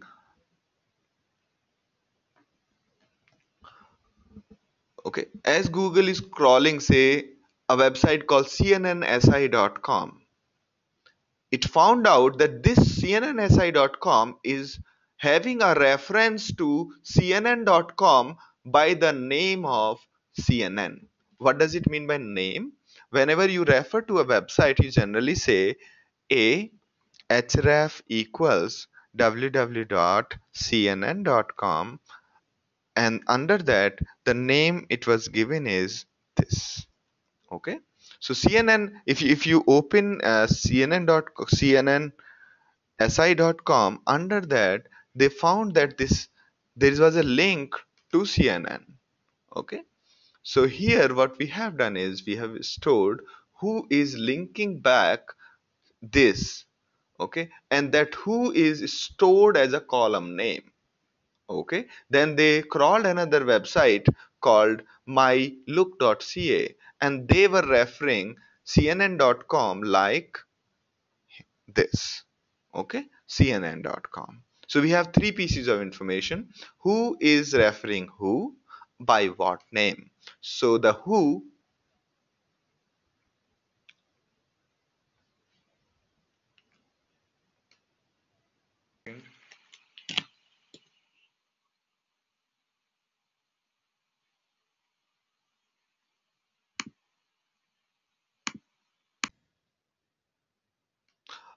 can you hear this time?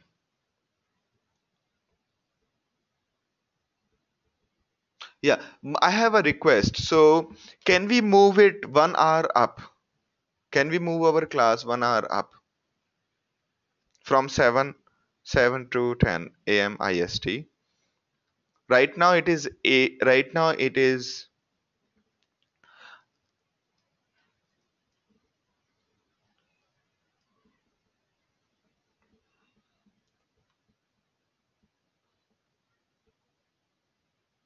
So everybody is okay with this moving this class by 1 hour up?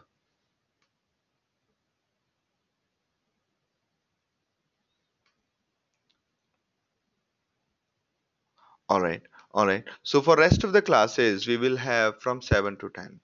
Okay, 7 to 10 IST and others.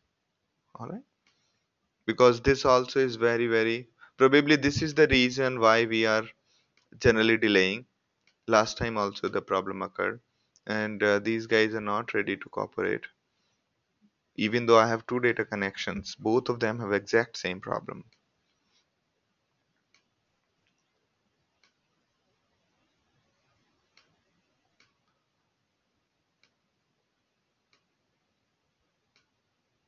All right,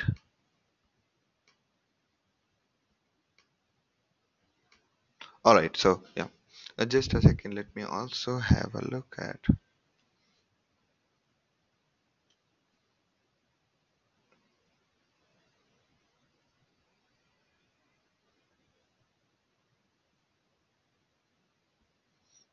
So it says that everything is just connected very well, and traffic managers.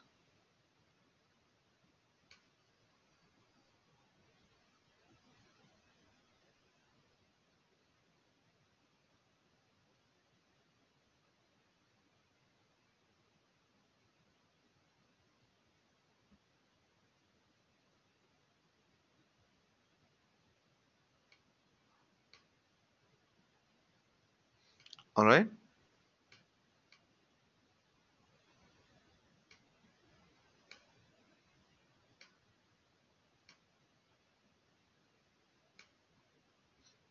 Yeah. So this is a common text corpus. Actually, 500 terabytes is actually big data. It's actually humongous data. And I need to see, because this is just 5 billion pages.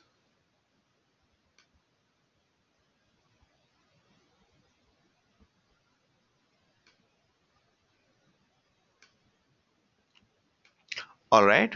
Now,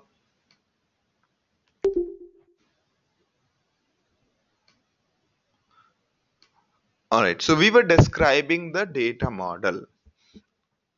All right. Where we were saying that there is a website called www.cnn.com who is being referred by cnnsi.com by the name CNN. Similarly, there is a website called mylook.ca. Okay, mylook. .ca, who is referring to CNN.com like this. All right. So we have one table whose row key is reverse of the DNS name www.cnn.com. Okay, that's how it is there. Okay, now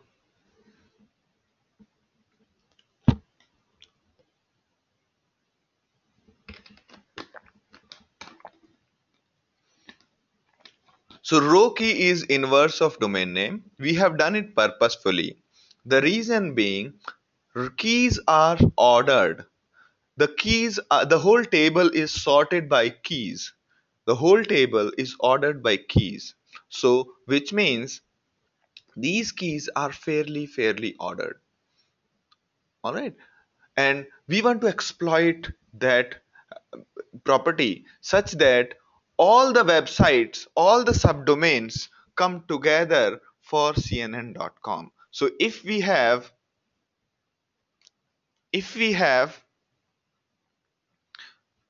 one website com.cnn.www and another is, okay, let me write,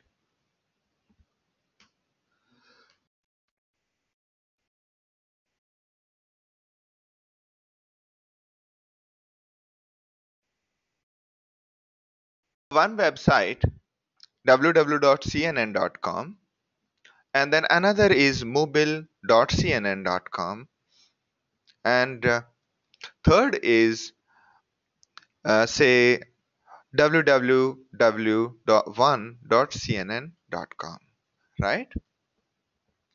In this, www is our subdomain, cnn.com is main domain, and .com is top level domain. Okay, so basically all these three domains belong to us, and the way name resolution happens, we go from the backside till the this one. So all these three belongs to cnn.com. What we want in our table is all the subdomains of cnn.com should come together. To bring that together, we just reverse it. Reverse it as in com.cnn.com and then com.cnn.mobile. So if you sort them, they will come together and no other website will come between them. Okay. If we do not reverse them and we'd have made them as the key just like that, then there are chances that other website might take a place. For example, if there is a www.microsoft.com and we sort these data, let me sort this, actually sort this. So you can see that mobile.cnn.com, www.cnn.com, www.microsoft.com, they come together. I mean, Microsoft has got into between them. Okay, it has got between them. Therefore, it's not. If we just want all the website, if there are more website like www.google.com, then again this will get in between them, and it'll be very big tough time for us to find all the subdomains of cnn.com in this. You might end up scanning the whole table, right? Now, since our row keys are sorted, therefore, if we invert these domain names, it will be great. Okay. So let me just invert the domain name. Let's say star, then dot, dot, then again, and I say $3 dot $2 dot $1. Okay, and I say regular expression. So what did I make mistake?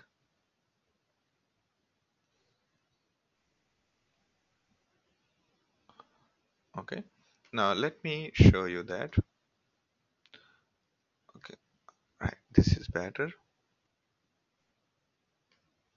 All right, now you can see if we I have inversed the thing and sorted it. Now you can see see, all of these things have come together. So if you sort the keys by the after inversing the domain name, all the websites of cnn.com will come together. Now, then this is a brilliant question by Prithvi. Prithvi says that what if the URLs, so cnn.com, cnn.uk, cnn.co.uk, there are multiple such domains, right? Now, what will you do in these kind of scenarios? Can anybody suggest a better strategy?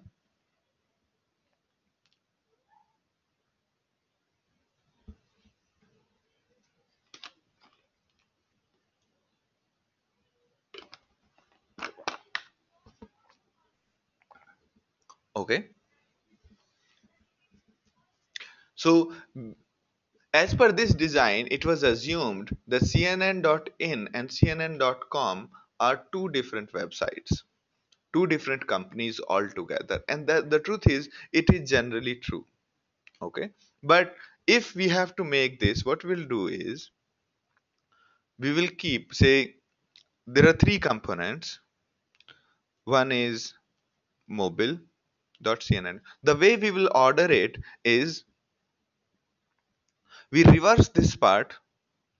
Oh, sorry, we bring this in front, we bring as the first one, and we reverse rest of it. Okay, we reverse rest of it. Sorry, what am I trying to do? Okay, so okay, we take the second from the right hand side, which is cnn. Okay, and rest of it we just reverse it like this, meaning in will come here and mobile. So we could also make a key like this. Here cnn.com.mobile and cnn.co.uk.www and so on. Okay. So the entire strategy, the way you are going to build is you have to exploit the property that row keys are sorted. We have to exploit that property that row keys are brilliantly sorted. All right. Sounds good to you?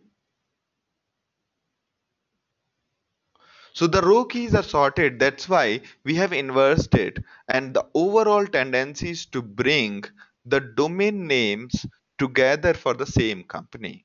Subdomain, all the subdomains for the same domain, we want to bring them together so that once we have found one, we can process rest of them and come up with some strategies, come up with some insights. Okay, and because our requirement involved that we access all the subdomain of one website together. All right, now, okay, so in one dimension we have contents. Now say we want to store PDF also. Say there is on website we found PDF also, so we'll create one more column under contents, column family, and add PDF over there. Okay,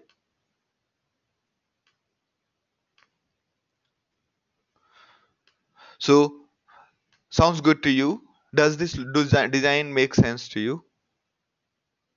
We are exploiting multiple features of of the uh, big table here or HBase here. On x-axis, we are trying to use the key. So basically, it's a two-dimensional matrix. On x-axis, we have columns. On y-axis, we have rows. And then there is something called timestamp. So we are utilizing all of these properties in our favor. Okay, so whenever you are designing your database, keep that in mind.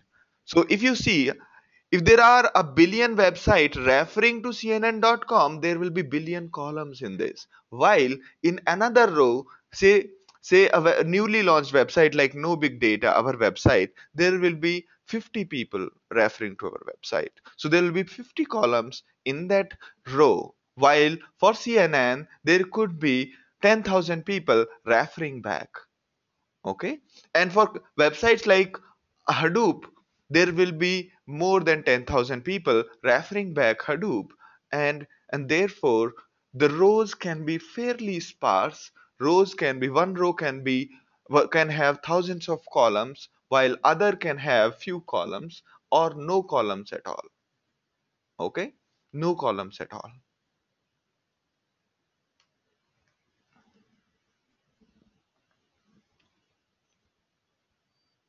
So can we assign row key? I thought no, it is your duty to give the H base the row key. Okay. So in case of in case of products like MongoDB, if you don't provide the row key, they generate it. If you provide, it's good enough. But here you have to provide a row key. All right.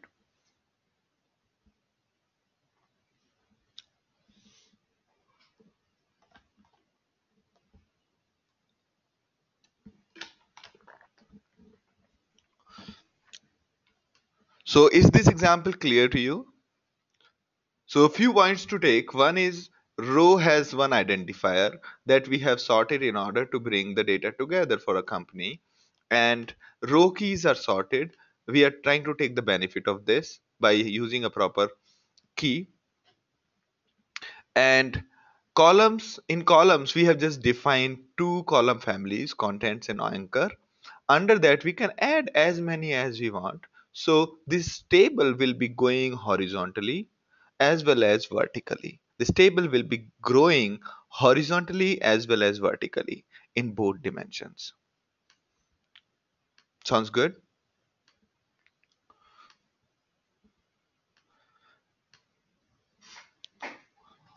Okay. And each cell is having various timestamps.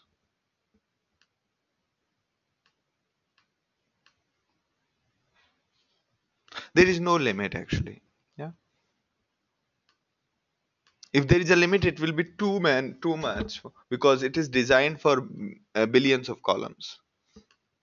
Okay.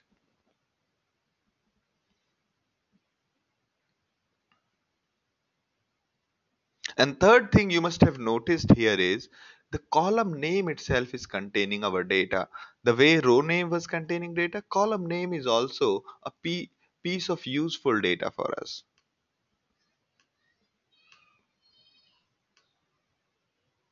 All right.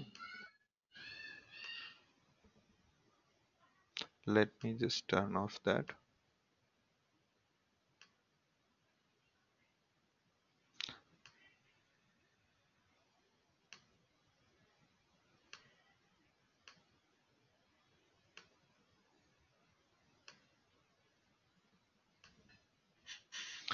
Yeah.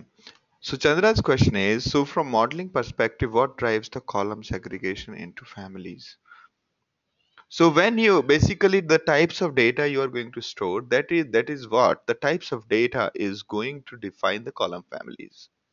In case, say what you want exactly is, say tomorrow you want to find out who all are referring to CNN.com. Okay, what will you do is you will say, get me this row called CNN.com and get me all the columns under a column family called anchor.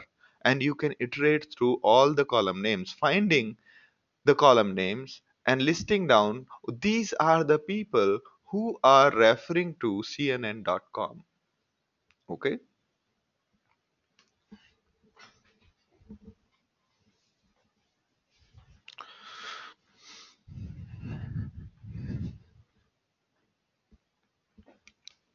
sounds good.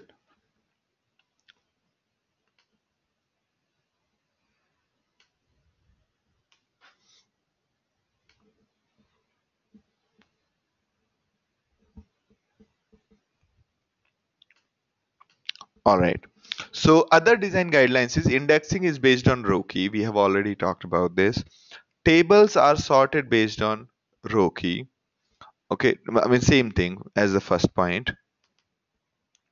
Each region of the table has sorted row key space, meaning when the table is splitted and saved into multiple computers called region servers, the region of that table has sorted row key space, meaning the only way to identify a region is this is my starting point and this is my ending point.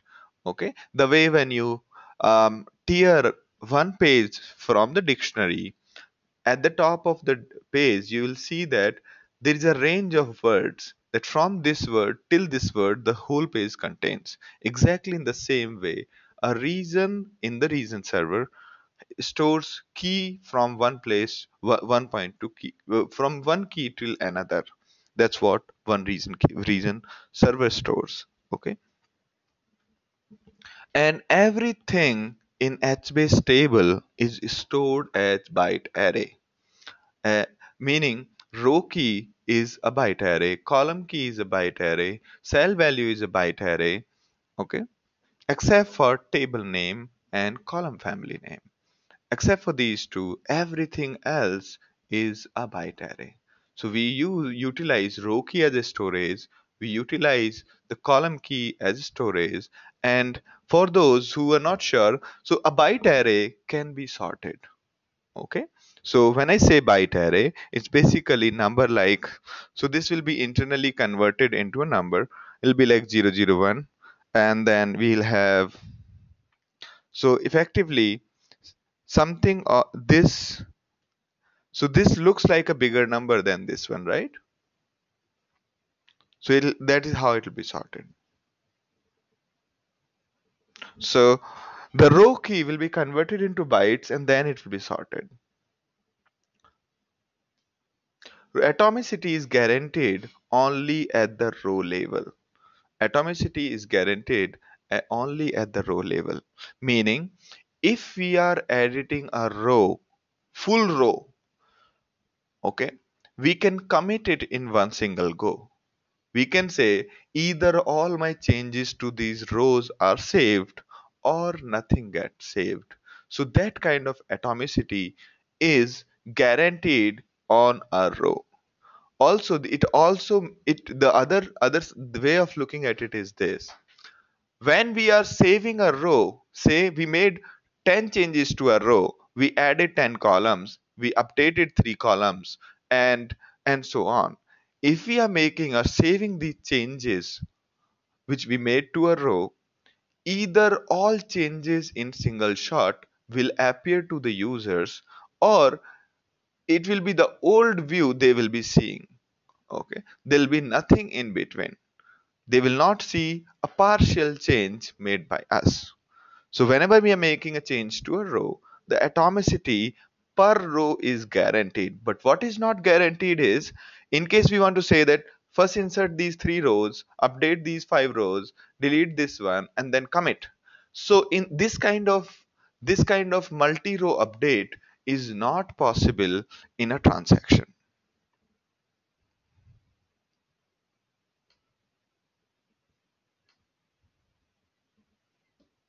Yes, that's what I'm saying right now also.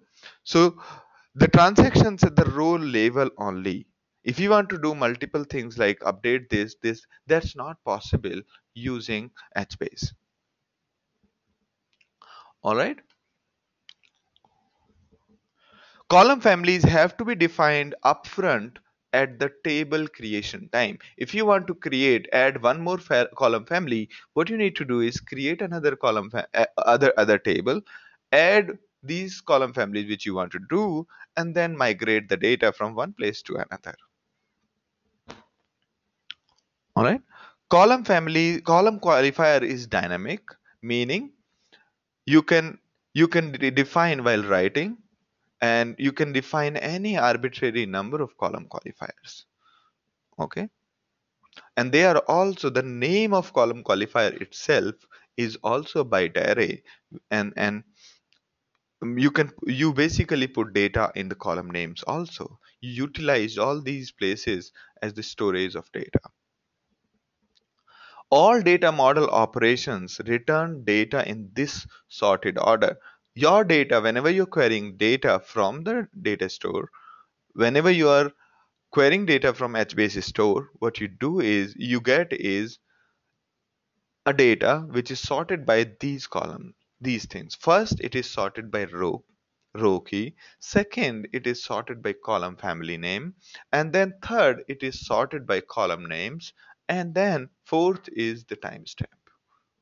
Okay, so these are few ground rules of doing the designing, the data modeling when it comes to architecting a solution. You need to think through what needs to go as column family, what needs to go as row key, and what needs to go as column keys, and what needs to go in the cell. All right. Reasons. Tables are automatically partitioned horizontally into regions. Okay, what does it mean? One big table initially. uh, okay, so we break the the table into two parts. Okay, and from horizontally, three rows go somewhere, another three rows go somewhere else, and so on. Okay, and each region comprises a subset of table rows, and a region is defined by which table does it belong to, and what is the first row number from beginning one, which is inclusive. Second is exclusive, meaning the last value. If we say that my column, my reason one has values starting from 1.0 till 1.5. Okay, and reason 2 contains data from 1.5 till 2.0. Okay, now if we have a key called 1.5, will it go into reason 2 or reason 1? Anyone? Based on this definition?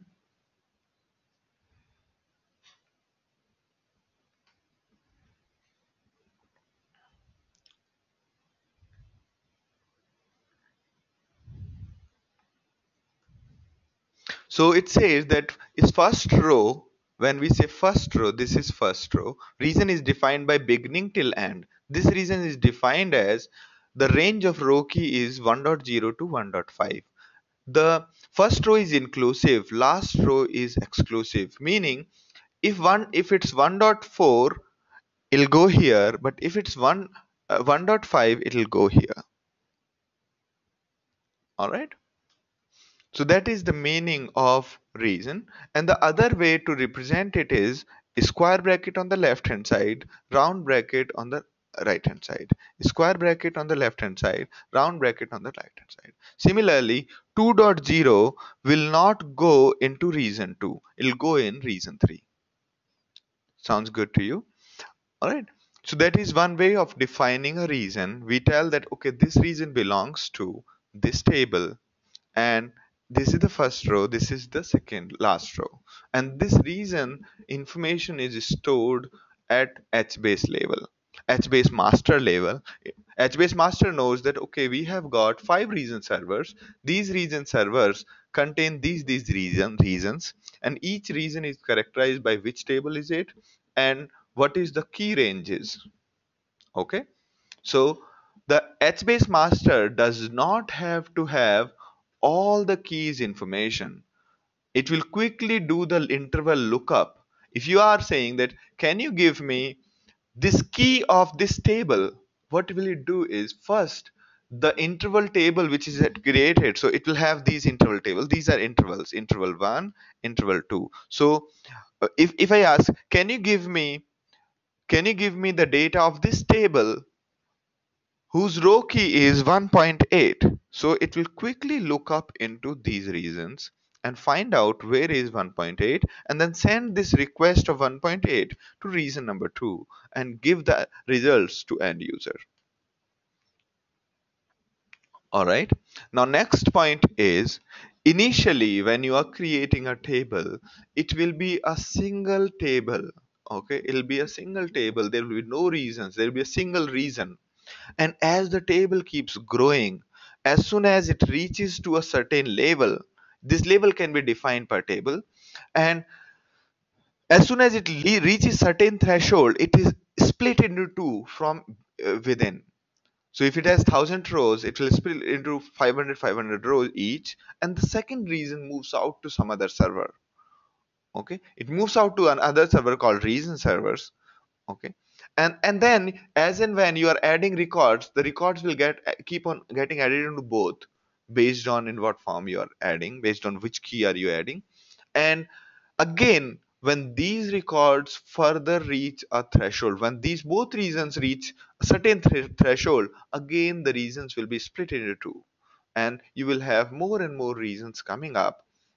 Okay, so you found the difference, right? In case of HDFS, problem was that whenever, I mean, this division of the data was at the beginning time.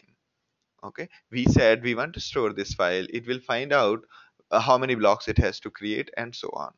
Okay, here the balancing is very very immediate. Okay, as and when you keep on adding the data continuously, and these tables, the reasons keeps on increasing, and whichever reason reaches a threshold, it is broken immediately into two and moved to another reason server. Okay, an HBase master is informed.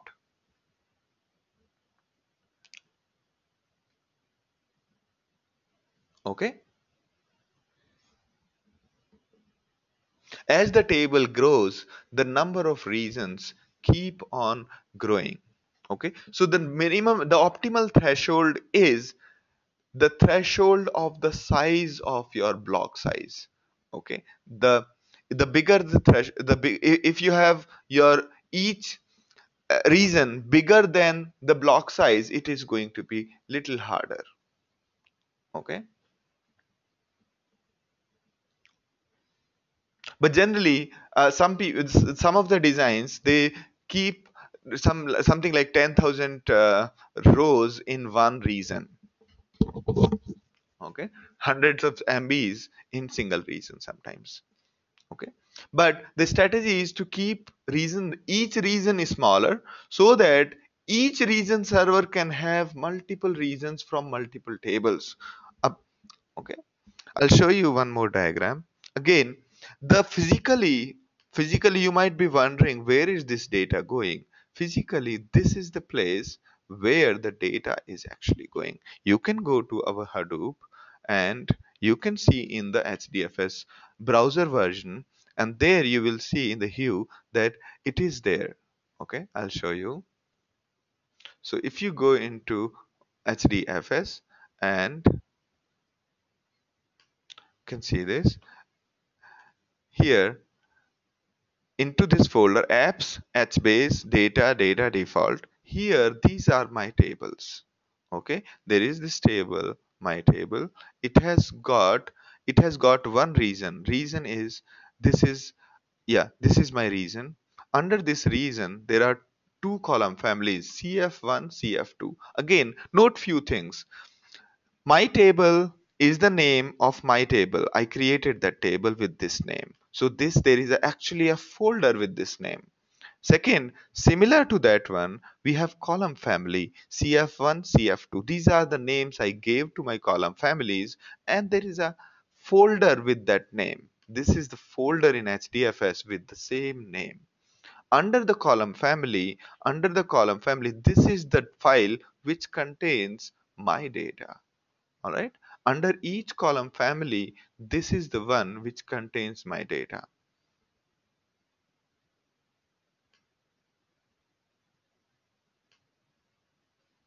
Okay,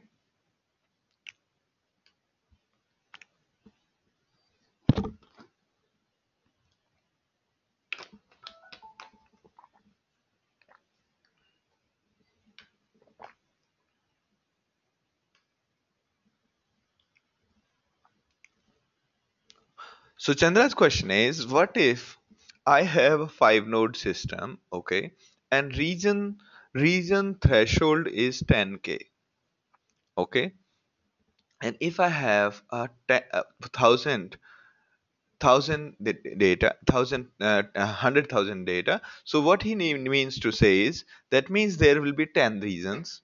Now 10 reasons and 5 nodes, that means each node has to host multiple reasons inevitably, and that is correct.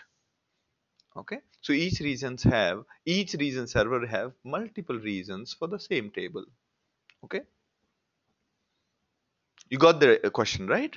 So his question was, if we have 5 nodes, right, only, and we have 10,000 rows to store, and our threshold is close to say 10k, which means there'll be 100 there'll be 10 regions, and these 10 regions have to be stored on 5 region servers, which means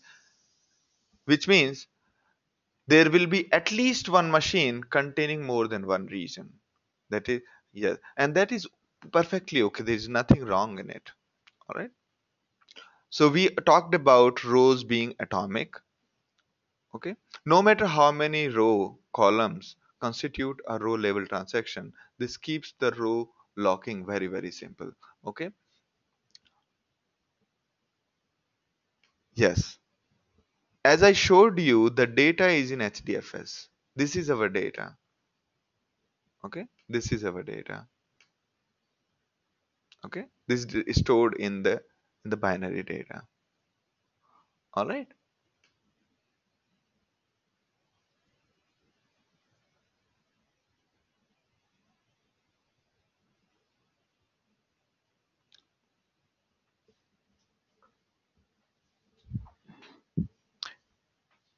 That is correct, Chandra. So each region will be stored in multiple blocks or a single block, and those things are well taken care by HBase internally.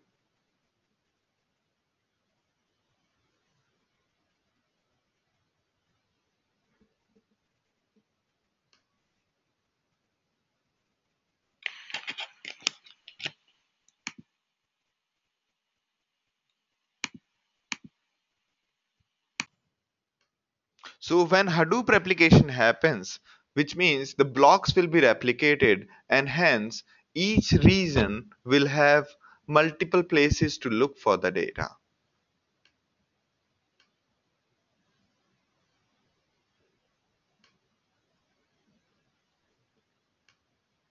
All right.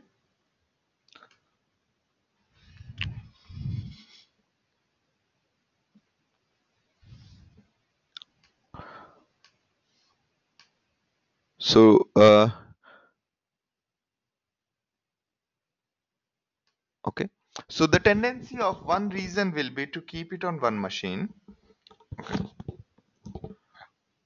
And here, one second. So I think you understood it wrong. When I say there will be multiple regions on one machine, so there are chances that each of these 5 nodes which you talked about in your problem, each of these 5 nodes will might have two region servers on each machine. Oh, two regions on each region server. Two regions on each region server they might have, and there these each regions will be stored on the blocks, and internally half of the block might be stored on another way. Half of the region is stored on one block, and half of the region might be somewhere else. Okay, so Hadoop internally tries to optimize this, and HBase guys tries to optimize those kind of strategies. Okay, that's another dimension of reorganization of data, right?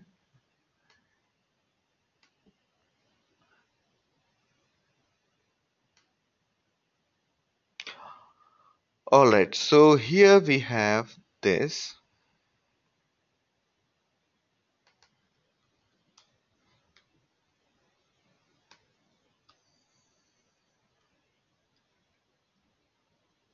Okay. Now, when you query the data from HBase, you query the data using scanners. It's a very primitive way of scanning data. It's not like your SQL. So the API looks like this. We'll show you the command lines. This is how the API looks like. We say that htable, give me a scanner, and we pass an object called scan. This scan contains the row start of the scan, meaning on what row do we want to start row stop, from which row we can till which row we have to stop, and which columns to return. Okay, what are the columns that need to be returned? Okay, optionally a filter to run on server side. Okay, optionally you might want a filter to run on the server side, so that you do not you can only get few rows out of the total rows you want. Okay, you can say key equals some value, so that that filter is in place, and out of all the records you'll get only few one. Okay, now if you notice that this scan parameter might lead you to scan multiple reasons, this might be bigger than one reason server, right? It might expand to multiple reasons. So this one, when you scan like this result scanner will stop after it has finished the first reason, and then you have to say rs dot next, and it will go back to the reason server and get you the number of rows whatever you are expecting. So you can think of scanner like a cursor which keeps on traversing through the data. Okay, again the same architecture with one more thing called zookeeper cluster. On one side you have HDFS, on one side you have master. So whenever you are saying get me the data for these rows, you tell that to master. Okay, master goes to the region servers. Region servers basically write the data or read the data from actual HDFS, and internally HDFS would be writing an to a data node and all of that. Okay, and so this is clear, right? There is master. It's all the region servers are talking to master, and master is talking to HDFS as well directly for some data, and so on. Right now, there is something called zookeeper cluster here. Okay, that is something a little interesting here. Okay, when you have thousands of region servers, master cannot keep track of everyone. Okay, so this is done through something called a zookeeper. Zookeeper, you can imagine that for a coordination of sales team, for a coordination of sales team, you might have to have a central system in which if one person is targeting a geography, other person doesn't do it. So there is a need of a coordination when a group of people work together.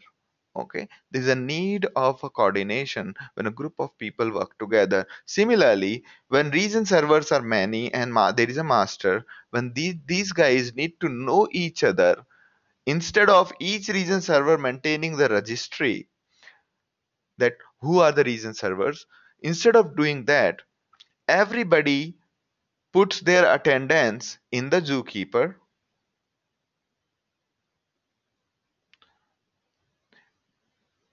Everyone puts their attendance in the zookeeper, and the zookeeper makes it available that hey, for each region, if they want to find out who are the region servers available, they'll go to zookeeper and find out from there. If master has to go to if master has to find out who are my region servers, they will go to zookeeper and find out who are my region server. Okay, because everybody is talking through this central interface. You can think of zookeeper in many ways. Okay, it's sort of a mediator between general server and the clients, or one and many kind of relationship. Whenever people need coordination between them, they utilize zookeeper. So as soon as master comes up, it tells that I'm up. Okay, as soon as zookeepers come up, they just go to zookeeper and sorry, as soon as region servers come up, they go to zookeeper and tell, hey, I'm up. Okay, so that master will query again, can you give me the region servers, and it will basically based on that information, it will keep on distributing the data.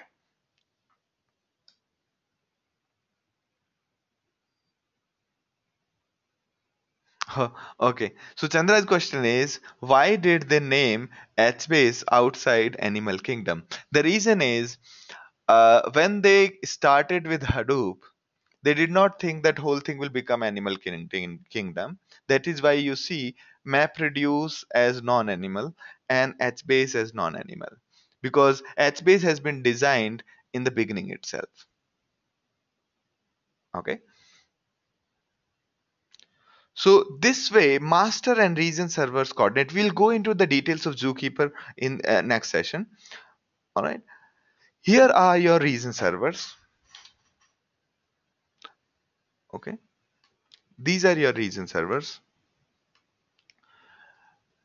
Now, exactly Chandra's question here.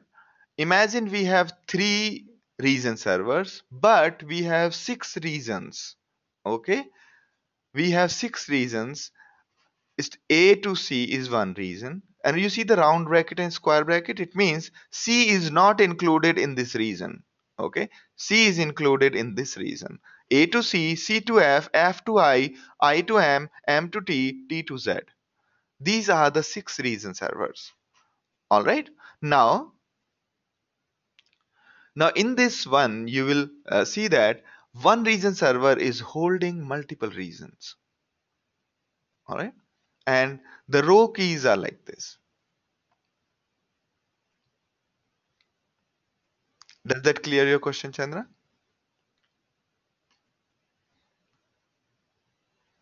All right. A very quick view, a quick and dirty view of how does our code look like in Java. If we have to read the data from, uh, let me just save it, save as Java code. Let's say,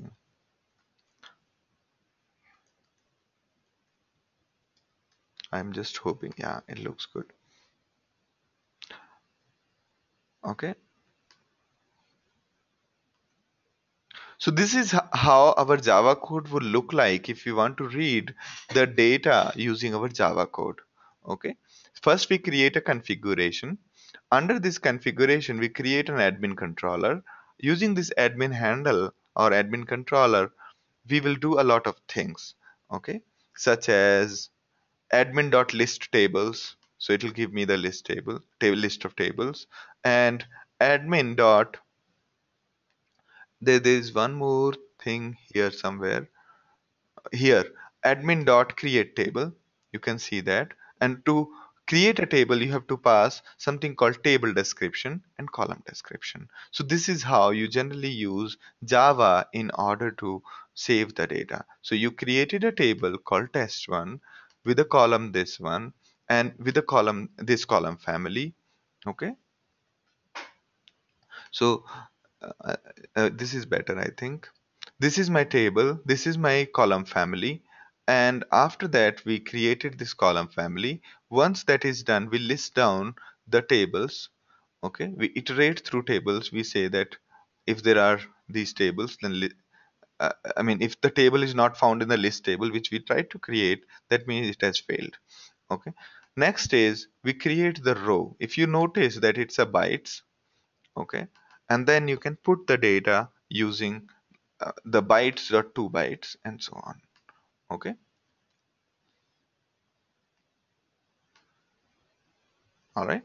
Now this way you can access the tables in Java and store it in the system. Okay. Next is the way we had written the MapReduce using HDFS, you can use MapReduce on top of HBase also. There all you need is first you need to create mapper, okay, and then you need to read the data. You basically need to write a map function, and here you will get something called a row instead of a key value. Okay, this is the row you will get, and this will be the cell value, this will be the row value. Okay, and there you can use whatever you want. Okay, this will be the row, sorry, the full cell values, and this will be the row key. All right, and then you can get the data. Whatever you want to do, you can do that.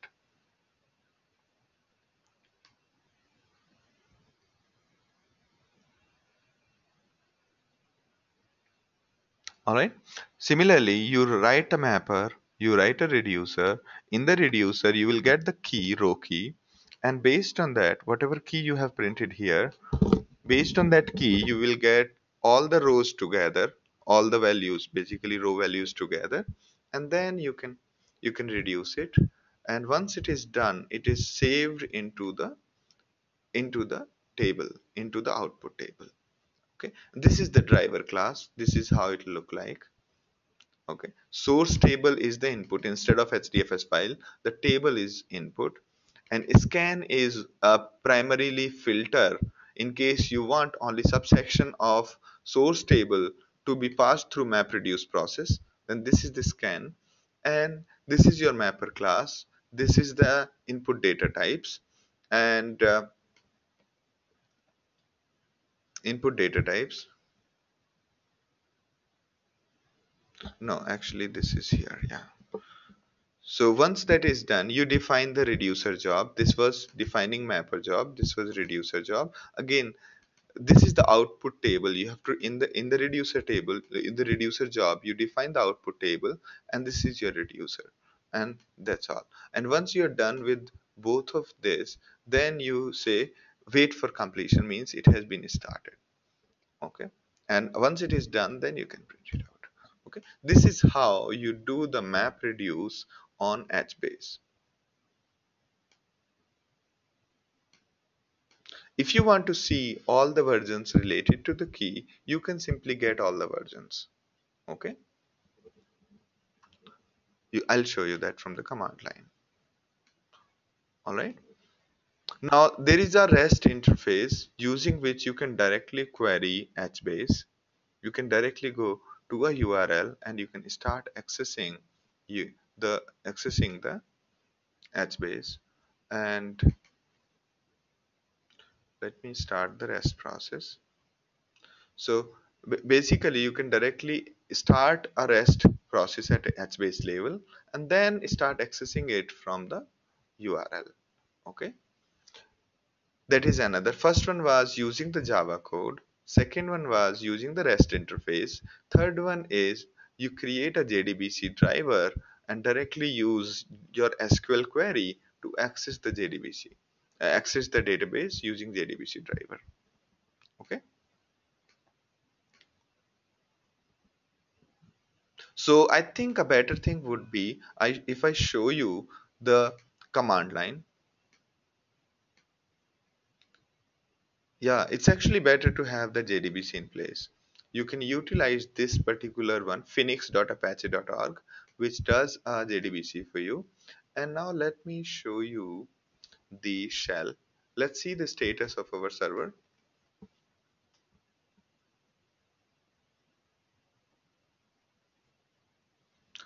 Okay, so we can continue in the next class. Yeah. Right, right. Just go through this one. I'll just explain to you quickly. You can try it by yourself.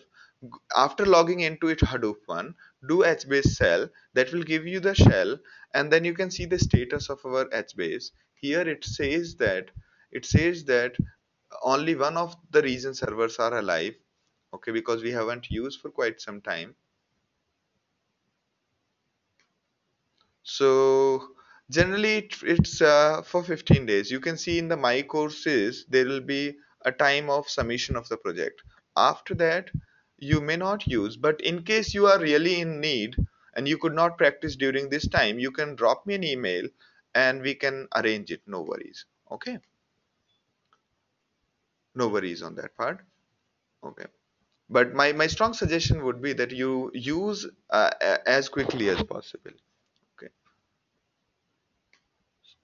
Selected host, region servers. Let me start region servers. I'm starting region servers. Now, after we have started the region servers, you can go to HBase shell. This will show you it will show you this, HBase command line. On the command line, you can say status, and then you can create your table over there, and then you can list down all the tables. You can list down specific tables using a regular expression, and these values you can put these values. This is my row one, this is my table name. in this table I am trying to create a row 1 with my column family, whatever column family we gave earlier, and this column name and this value. Okay, and if you want to see what is inside my table, I'll say scan my table and it'll display all the row and keys inside on this console. Okay, in case I want to get specific row and specific column, I can say this. Okay, and it'll show me the various versions of the cell also. Okay, if you want to understand what is inside the table, you can say describe table. If you want to delete this table, disable this table and drop it, and then you will be able to delete this table. Okay, now go through this, at least try all these commands and try to understand it. Okay, Shyam's question is, will you be taking a real life example of doing data model in it? Oh, I will not be taking that one, but we can do it. Let's think over this. If you have an example case of a complex data, we can think about it. All right. All right. So this way, we will continue rest of the things in the next session. No worries. Okay. But you try these as h-based shell command immediately. Okay. All right. Now to the questions of Roshan. I meant, would we have access to the server after we have if you have completed all the sessions and after till the project ends, you will have the access. Okay, till the project ends, which is 50 days from starting. But learning management system, where all the quizzes are there, subjective tests are there, that will be available to you lifelong.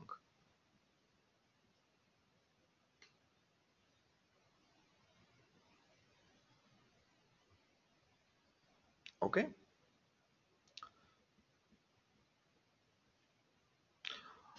all right. Now, yeah, videos will be available to you lifelong.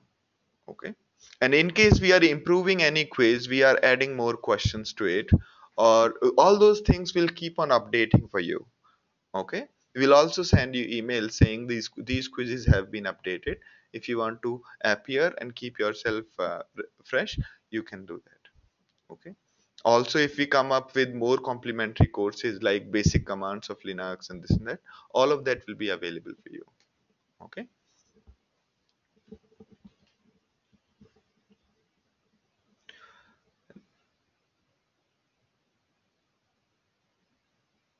Okay, now question is,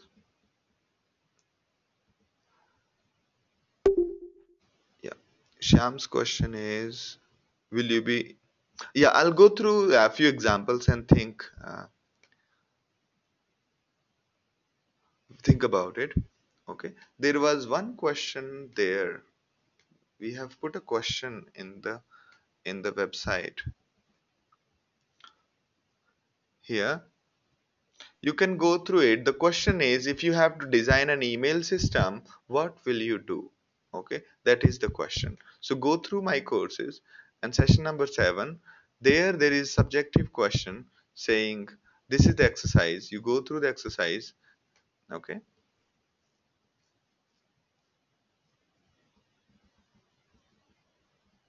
So if you have to design a simple Gmail like email storage and you have to store the data in HBase, what will be the tables and what will be the row, what will be the column, what will be the column families?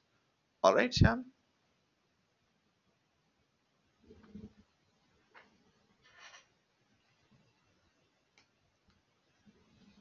No need of data modeling tools. This is good enough because anyway, that kind of a relational integrity is not required. Primary key, foreign key, any of that is not valid in this case.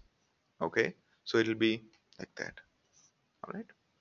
So all you have to figure out is what are the tables are you going to create, what are the row keys, what are the column families, and how many versions will you want, and all of that.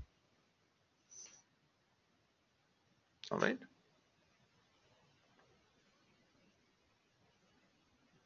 Good, good.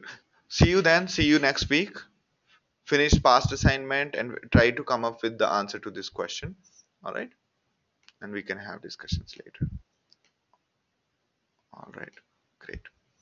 Thank you. Thank you very much. Oh, and moreover, next class will be 1 hour before. Okay, we'll start from 7 a.m. IST. All right.